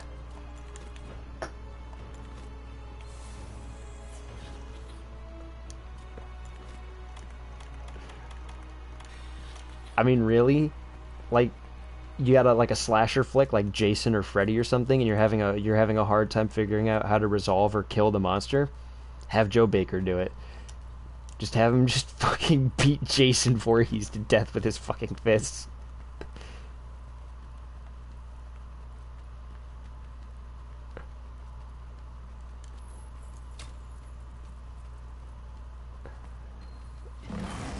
Freddy versus Joe Baker. Oh yeah, you could not do a slasher flick with Joe Baker. It'd be fucking over. Most of the runtime would just be him trying to find the teenagers.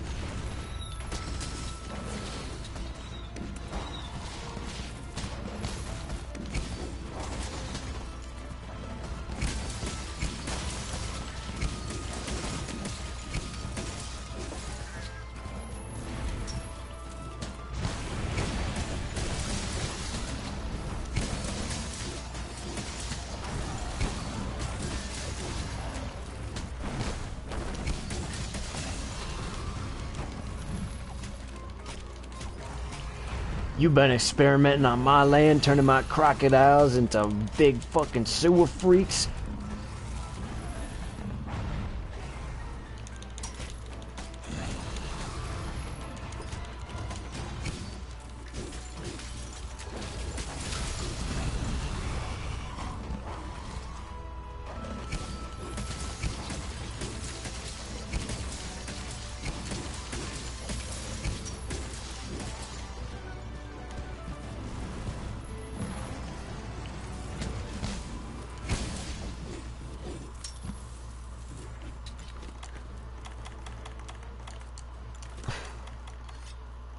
Fight's going pretty well so far.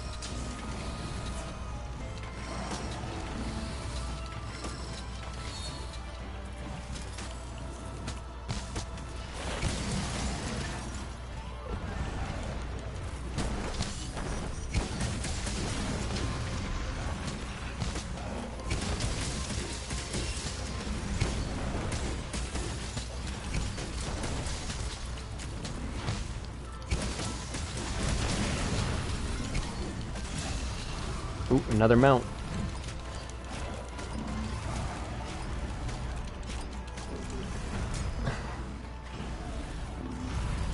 Man, dude, I need Joe Baker cross Monster Hunter. What kind of fucking government mutant freak is this? As he's beating a fucking just huge monster to death.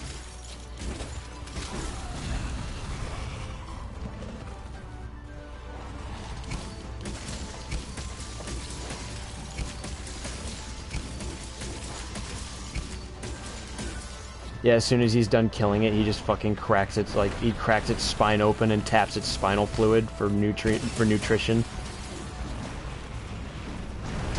Just like Mama used to make it.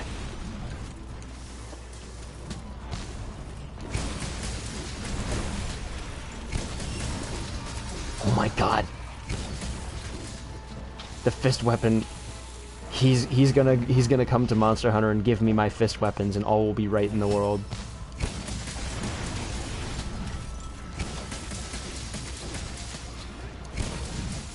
Okay, real talk though, so they actually, in Monster Hunter, they do a lot of crossover events with other games.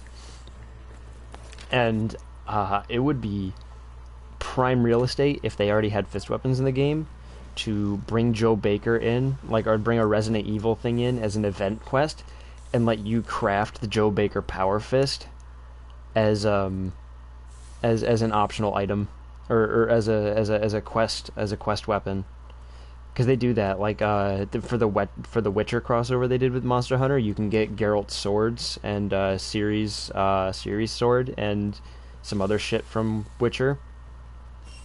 So, like, for me, that's prime real estate. If you already had fist weapons in here, you just bring Joe Baker in for a quest, for a Resident Evil 7 quest, and then at the end of it, you get to craft this Power Fist. Fucking Galaxy Brain, Capcom, let me write your ideas. Call me. I need a job. Capcom, please call me.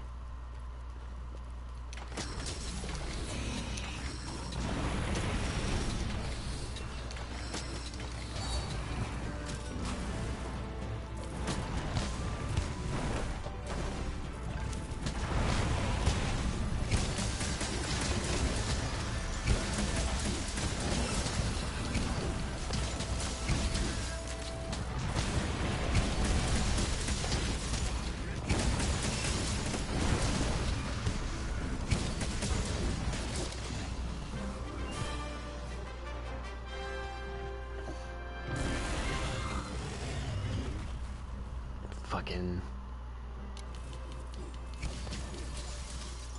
Everything in life can be improved by the presence of Joe Baker. If Joe Baker were real, I would have invited him to my fucking grad party back in high school. He would have definitely livened that up. It was mostly just my parents' friends. I had a few friends, though, and we hung out. It was cool.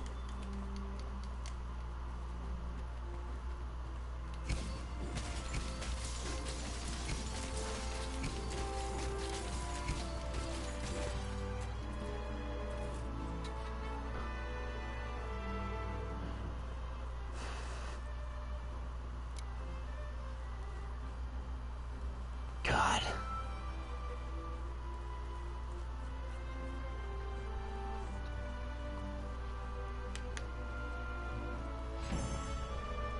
Chris Redfield can't wear the Power Fist because those are actually like power limiters, like the weighted shoulder pads in Dragon Ball.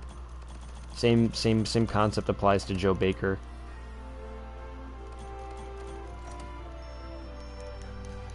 Or not Joe Baker, fucking Chris Redfield. If Chris Redfield's fists are already untapped potential or unlimited potential, you have to put limiters on them to prevent him from destroying boulders with his... Only a hero can wear these. See, Joe Baker's a hero because he saved... Joe Baker's a hero because he saved Zoe at the end. How many people did Chris Redfield save? Exactly 0.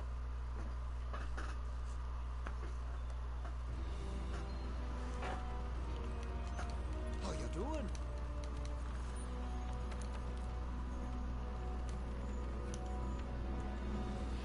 When is... Yeah, I don't think Chris ever actually saved anybody. Well, no, he saved Jill in Resident Evil 5. But in Resident Evil 7, during the DLC...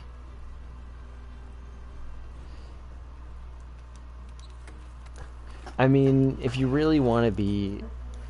Like, if you really want to look at it this way, in economics, you have implicit cost versus explicit cost, and explicit is things that are like clearly defined that would show up on a ledger or on a financial statement, whereas implicit costs are things that you have to infer are, you know, are gained or lost as a result of those decisions that you've made.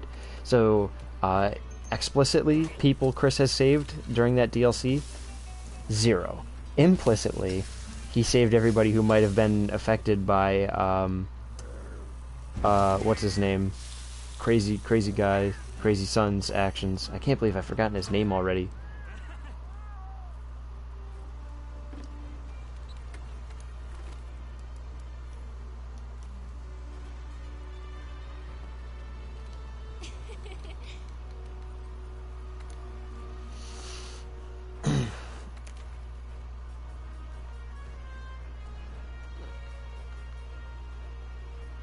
So if you really want to be technical about it, then that's how I'm gonna look at it.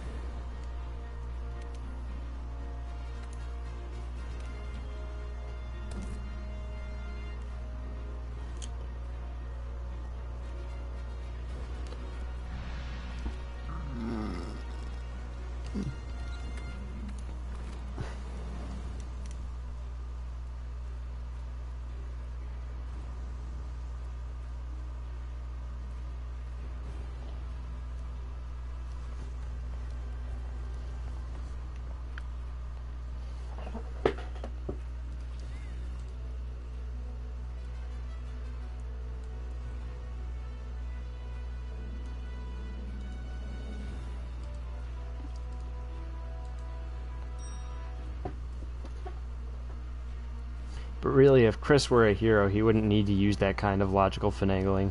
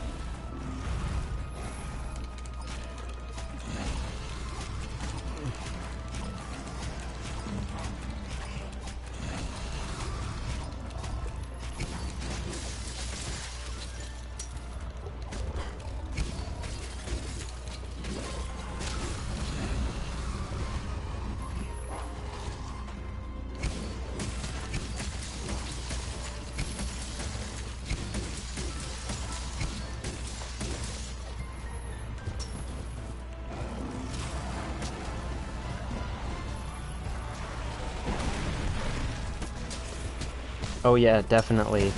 If he were a hero, he would have directly saved people's lives. He would have saved those soldiers. But no, he's not a hero. He couldn't save them. He couldn't save anybody directly. He just had to implicitly save people through his actions. Possibly other people weren't hurt because he did some things. What a fucking virgin. The virgin Chris Redfield versus... the virgin Chris Redfield versus the Chad Joe Baker.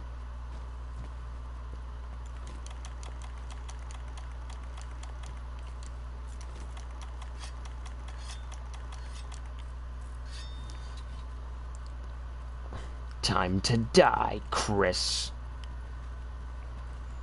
Man, I think that's just something Capcom really needs to learn, though, is they gotta fucking retain those voice actors, because DC Douglas was such a fucking talent, and Resident Evil 5, he really killed that performance as Wesker.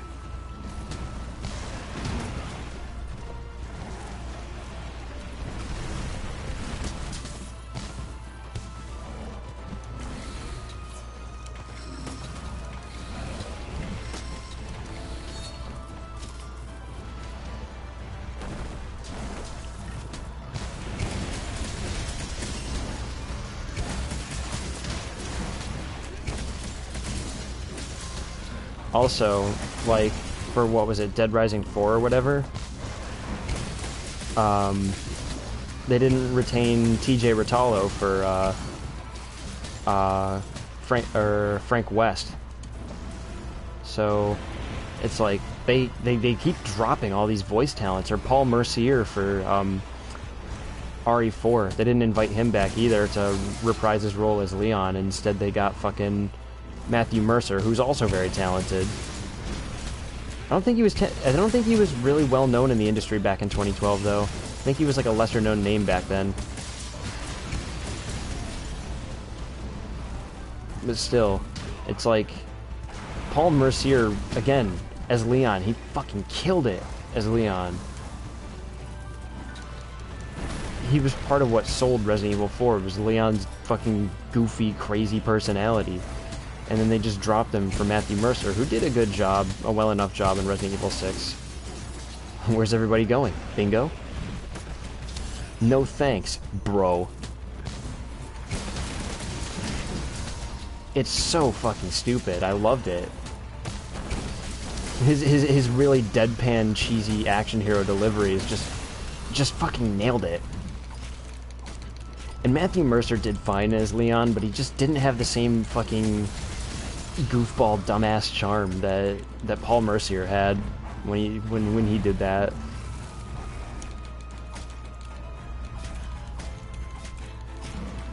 So yeah, if there's one lesson I think Capcom needs to learn, they need to fucking retain their voice actors. Because they hire some real talents, and really if they want to go the extra mile in putting out that quality product,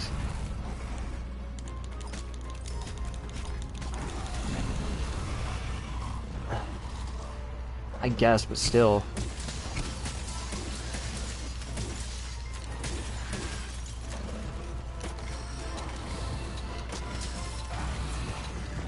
I mean, but that's a poor excuse to say that the actors don't have leverage by training the fans, because the fans know who they like. People like DC Douglas as Wesker.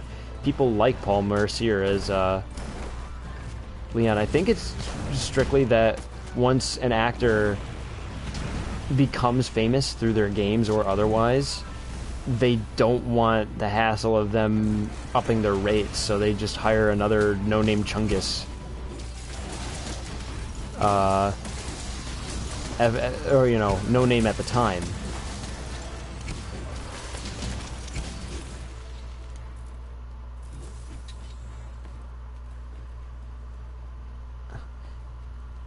Oh yeah, I'd agree that it's great that a new talent gets a chance to shine, but not at the cost of, like, you know, the recognition of the character.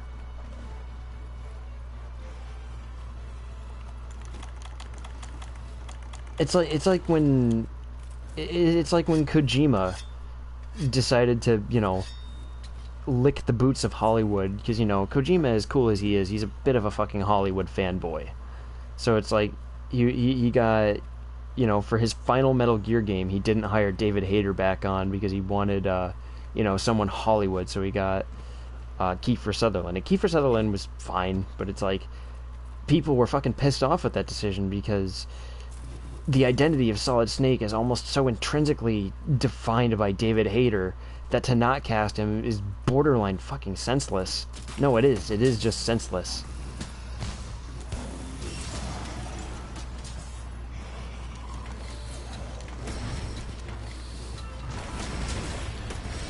And that's kind of how I feel with Capcom too. Is like DC Douglas is the identifying is part of what identifies Wesker's character. You know, Paul Mercier sort of identified Leon's character.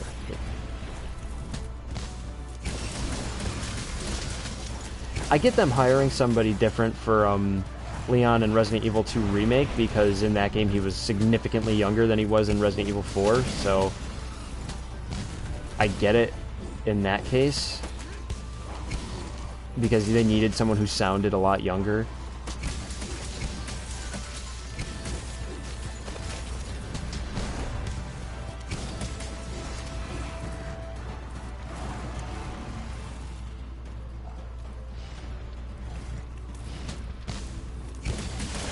Wait, was that for real? Did Sutherland actually charge by the line? That would explain why he had almost no fucking dialogue in that game. Jesus Christ, is that for real? Please tell me that. Please say psych. Please say psych.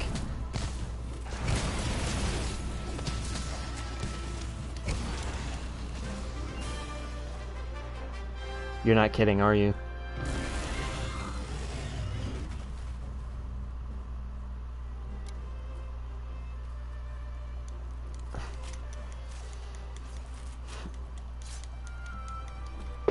I swear to God.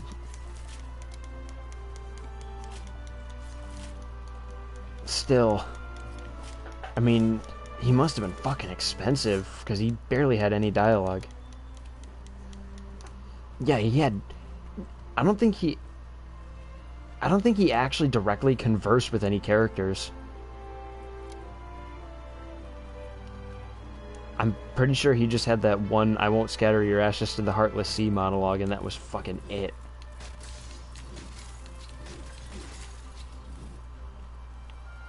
Well, I mean that, and when you call, you know, DD or D-Horse or whatever, and he's got those little lines, but I don't think he actually has any direct conversations with another human at any point in the game. Except for the dialogue between Ocelot and Big Boss at the very, very, very end.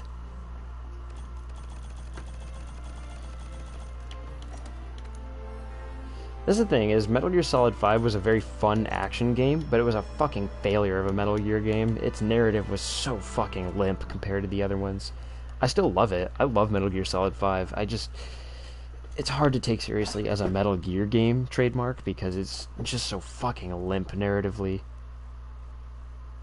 Because Snake is not a shy guy when it comes to talking. He will fucking talk your ear off because he's just got question after question after question. Again, that's part of what defines Snake's character, is that he just asks questions all the time. Hind D. What's a Russian gunship doing here?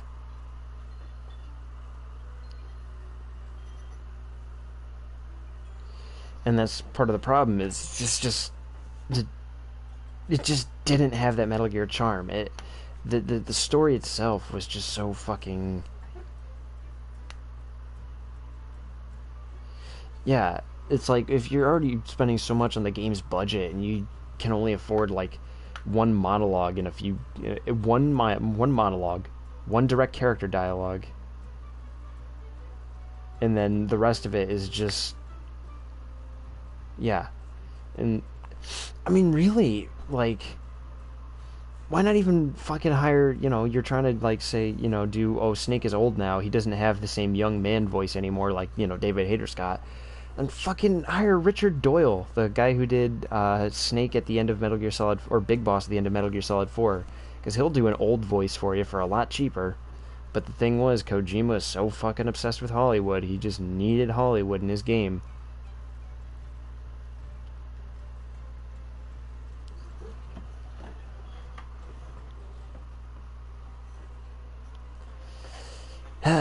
It's exhausting.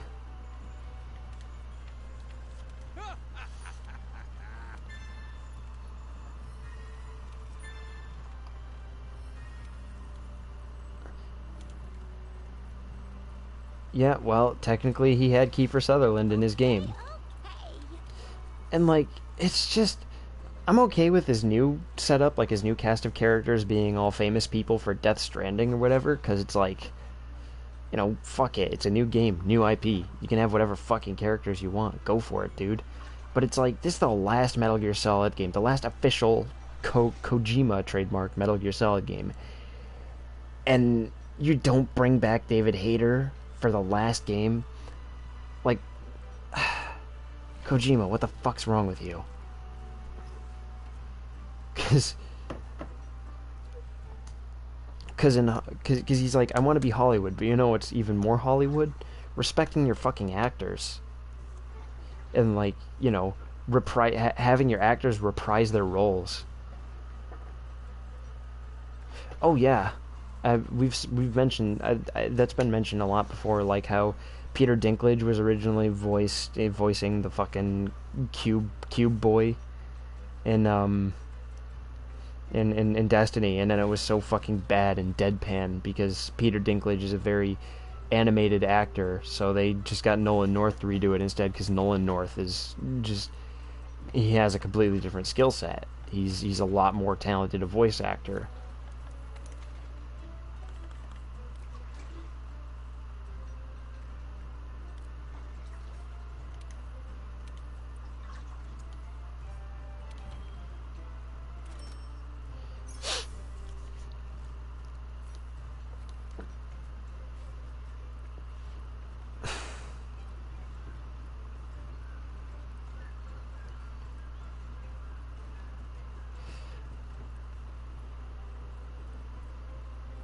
Yeah, I don't think voice actors have something quite similar yet, but there's definitely voice actor unions have been in the works for a while, and obviously a lot of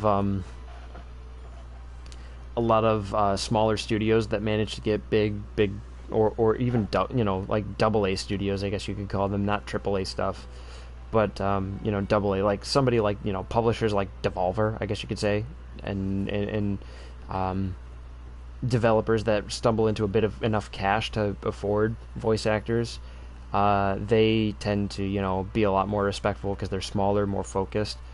Like Bloodstain has, you know, Bloodstain's got David Hayter, and it even has fucking what's his name? Oh God,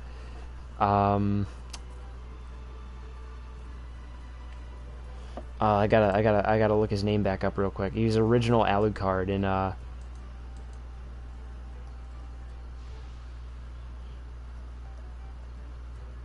He was the original Alucard, but they got him to do a bunch of shit too, and it's great. And it's like that respect for the voice talent. Robbie Belgrade, that's what it was.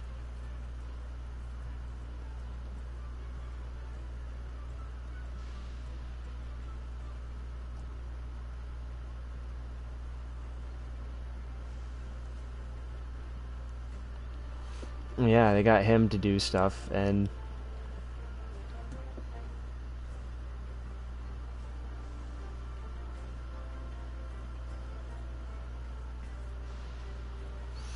yeah, it's a little messed up sometimes, though. I definitely think that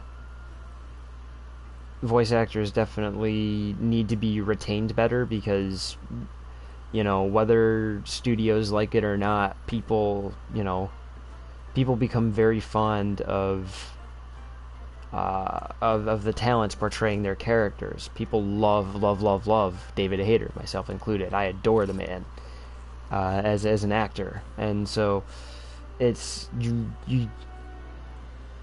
There needs to be some kind of negotiation, because I know that, you know, once an actor gets more expensive, once they're recognized and liked, it's like, oh shit, gotta pay him more. But at the same time, disposing of them is also a huge disrespect to their talent and to the audience that has come to like them. So there needs to be some kind of bargaining going on to organize a decent rate to pay them, but also retaining them at the same time, because they want to reprise the role, but they also want to be paid well. So... It's yeah.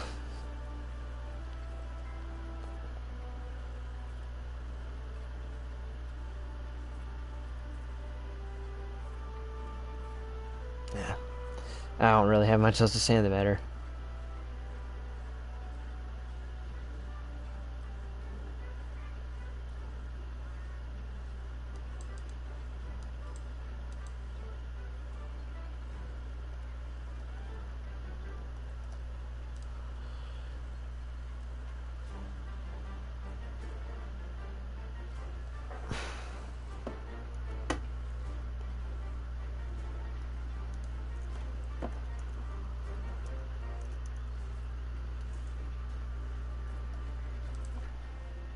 Hmm. Well, I think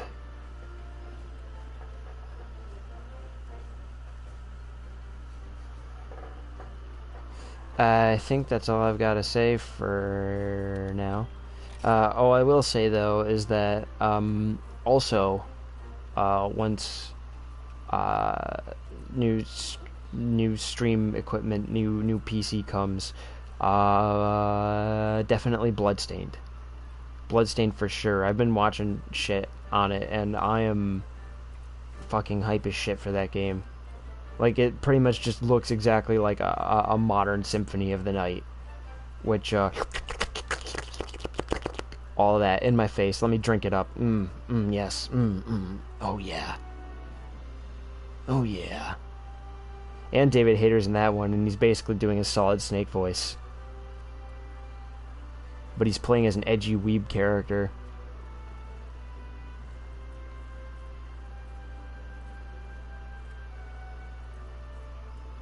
Yeah, David Hayter's basically doing Solid Snake a la edgy weeb. Next time I see you, I won't go so easy. I was just holding back. This is just like in one of my Japanese animes.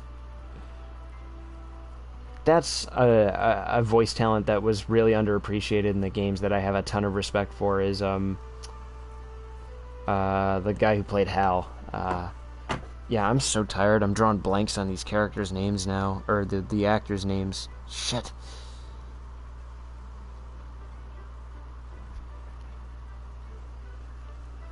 Oh my god, it was amazing. And it's like right on the tip of my tongue too. I can just remember it, but like not quite. Christopher Randolph. Why do I keep forgetting? It's Christopher Randolph is so underappreciated, but he was honestly one of the best talents in those games. Like for me especially, he absolutely sold those games for me. I love his voice acting, and it was so much so that Hal became my favorite Metal Gear character, unironically. Because he may not be like, super soldier spy man or whatever, but he's incredibly earnest as a character, and he's very sweet, and he's got this deceptively strong will behind him despite appearing so weak, and like for all these reasons he's just such an underdog, and you just come to love him because he's so earnest. He's an incredible character.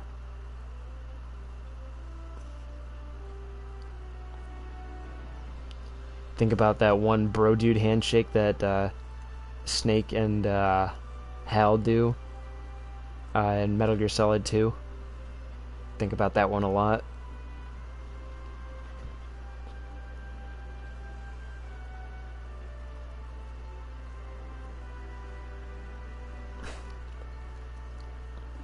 Also, last thing I'll say before I close up shop, Christopher Randolph did a lot of crying in Metal Gear Solid 4, and it was very authentic sounding, and it genuinely made me feel bad for Hal, for all the shit that was happening to him. And big fucking shout out to him for that mega convincing crying.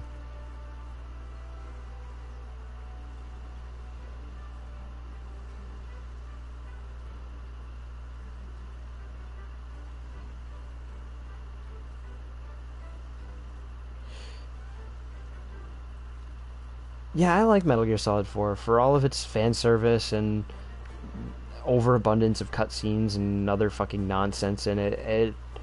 I mean, I just enjoyed it because it just wrapped the series up really well. Regardless of how fan servicey it was a really good ending, in my opinion. It was the kind of climactic ending the series needed.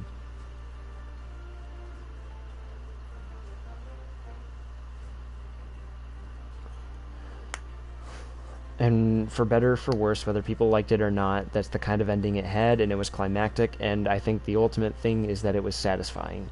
And that's what it needed, is just, it didn't need an ending that everybody liked, but it needed an ending that at least satisfied most people.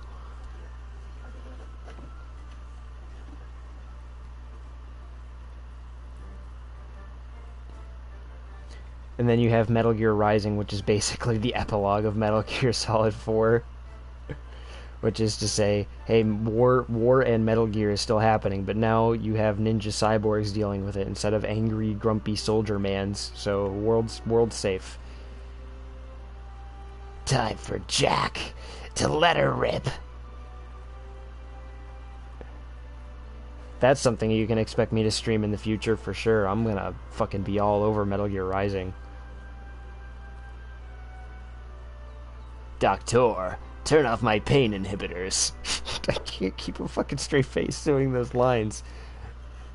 Your memes end here. The memes. And Quentin Flynn, God fucking bless his heart, he was trying so hard to be an edgelord, and I'm amazed. I'm amazed Quentin Flynn, like, how many takes do you suppose that took? I imagine it took like 10 takes before Quentin Flynn could stop laughing long enough to do those lines.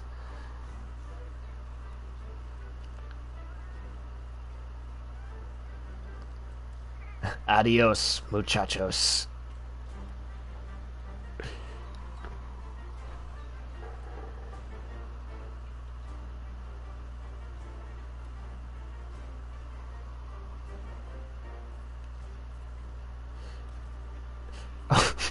That's the thing, is Flynn was trying so hard to just be super serious and edgy. Doctor, turn off my pain inhibitors, and it just comes across as like so straight edge that it's just fucking comical. Cause it's just being so serious. It's like when you see somebody make like a really grouchy, like angry face, but it's just like so over detailed because you can see every wrinkle and fold in their fucking face that it just makes you laugh because it's just like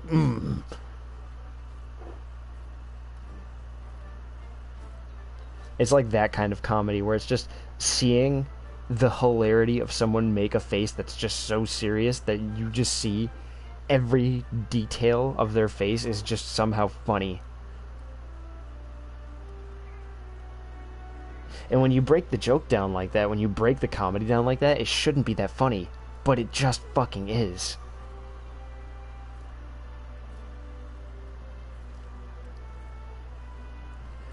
Also, Sundowner and Jetstream Sam, of course. I'm fucking invincible! Just try and stop me, Jack. Show me a good time, Jack. Just those fucking lines. All those lines are just so fucking dumb.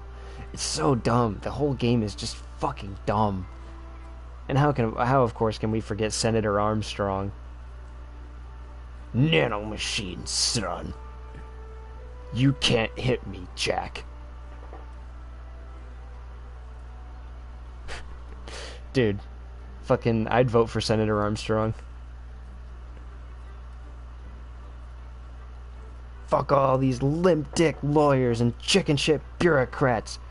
Fuck the 24/7 media news cycle.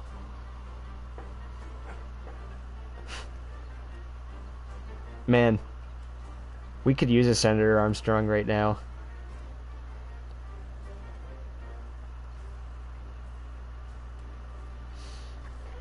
You know, when I was younger playing Metal Gear Solid, I was like, man, I don't know what the fuck he's talking about. He's going nuts.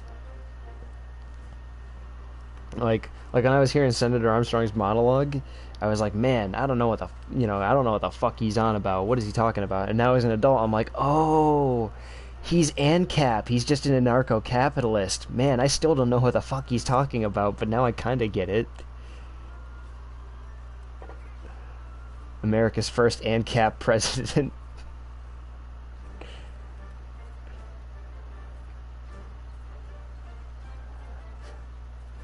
Like, imagine, and I feel like Metal Gear Solid, or Metal Gear Rising Revengeance, was actually a lot of people's first exposure to anarcho-capitalism as an ideology.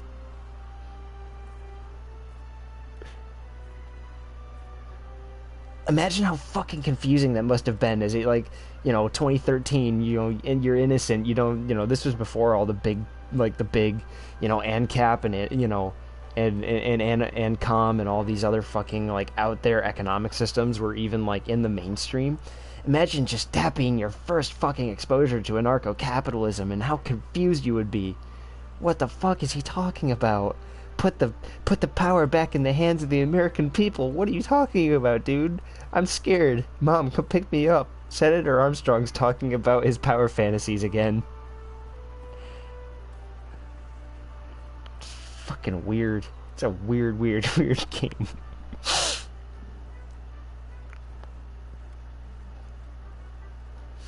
And again, it's that Kojima magic where it's like you have to take a step back and you said, this game about cyborg ninjas. You have to take a step back and analyze this game and say, this game about cyborg ninjas slicing each other into tiny pieces just ended with a fight against a super-powered ANCAP senator running for president. The final boss is just super anarcho-capitalist.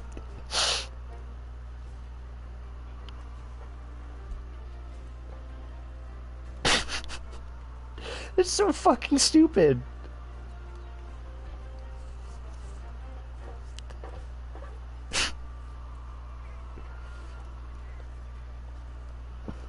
I mean, really though, if you real talk just for 1 second, if you really break down anarcho-capitalism, like, it would pretty much, like, if you actually implemented it, it would basically just devolve back into feudal Europe.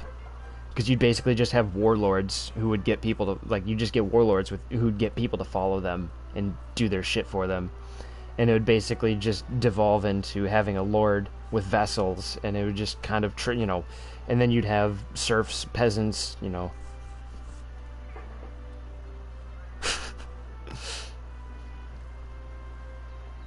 Well, and that's the thing, though, is in Mad Max, the society in Outback Australia is a feudal society, with lords who have followers and soldiers and peasants who do work for them and slaves, and that's exactly what it was like in feudal Europe, or any feudal system, really. Anarcho-capitalism would just devolve to feudalism, because you just have warlords. You just have leaders who are very wealthy, distributing that wealth as they see fit based on a society that they create in their own head, because society is how humans work.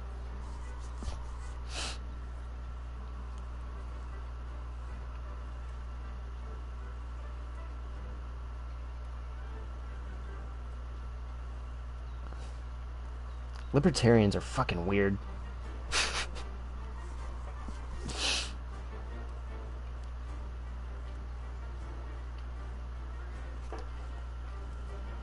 Man, if only Konami didn't take the blue pill. If Konami was still red-pilled, we'd have Revengeance 2, and the final boss of Revengeance 2 would be just some fucking hard left authoritarian communist. God, how fucking awesome. Like, just Metal Gear Rising Revengeance 2, and you just fight fucking, like, Stalin 2.0. What a fucking ending.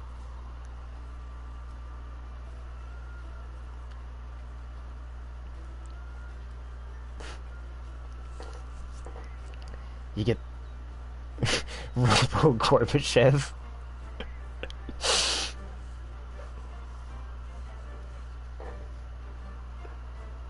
And you just get these two extremes where the first game just ends with a fight against a fucking just hard anarcho-capitalist libertarian, and then the second game just ends against a hard left authoritarian communist. God, what a fucking adventure. My brain is starting to hurt just thinking about this game. I can't wait to stream it. It's gonna be so fucking good. Oh yeah, one more thing too. Don't forget how in the gameplay, Jack always goes like dead on or bullseye whenever he rips out some dude's spine. And it's just such a casual and like flagrant way to just gloat about how you're just about to rip this dude's spine out. And it's the kind of like big dick energy that our society needs. Dead on. And then you just rip some dude's spine out.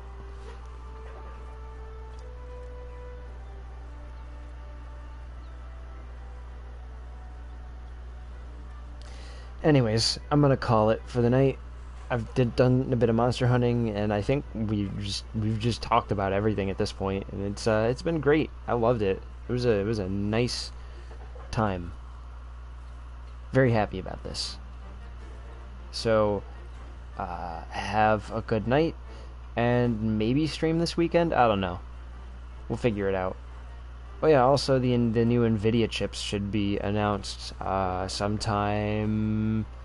Technically, it's midnight now or past midnight, so today. Although if you're going by sleepy time hours, then tomorrow after you wake up, it's going to be announced at some point then. But should be good. So thanks for coming, and for everybody watching on YouTube, thanks for listening to me fucking flap my yap for an hour and some change. Good night.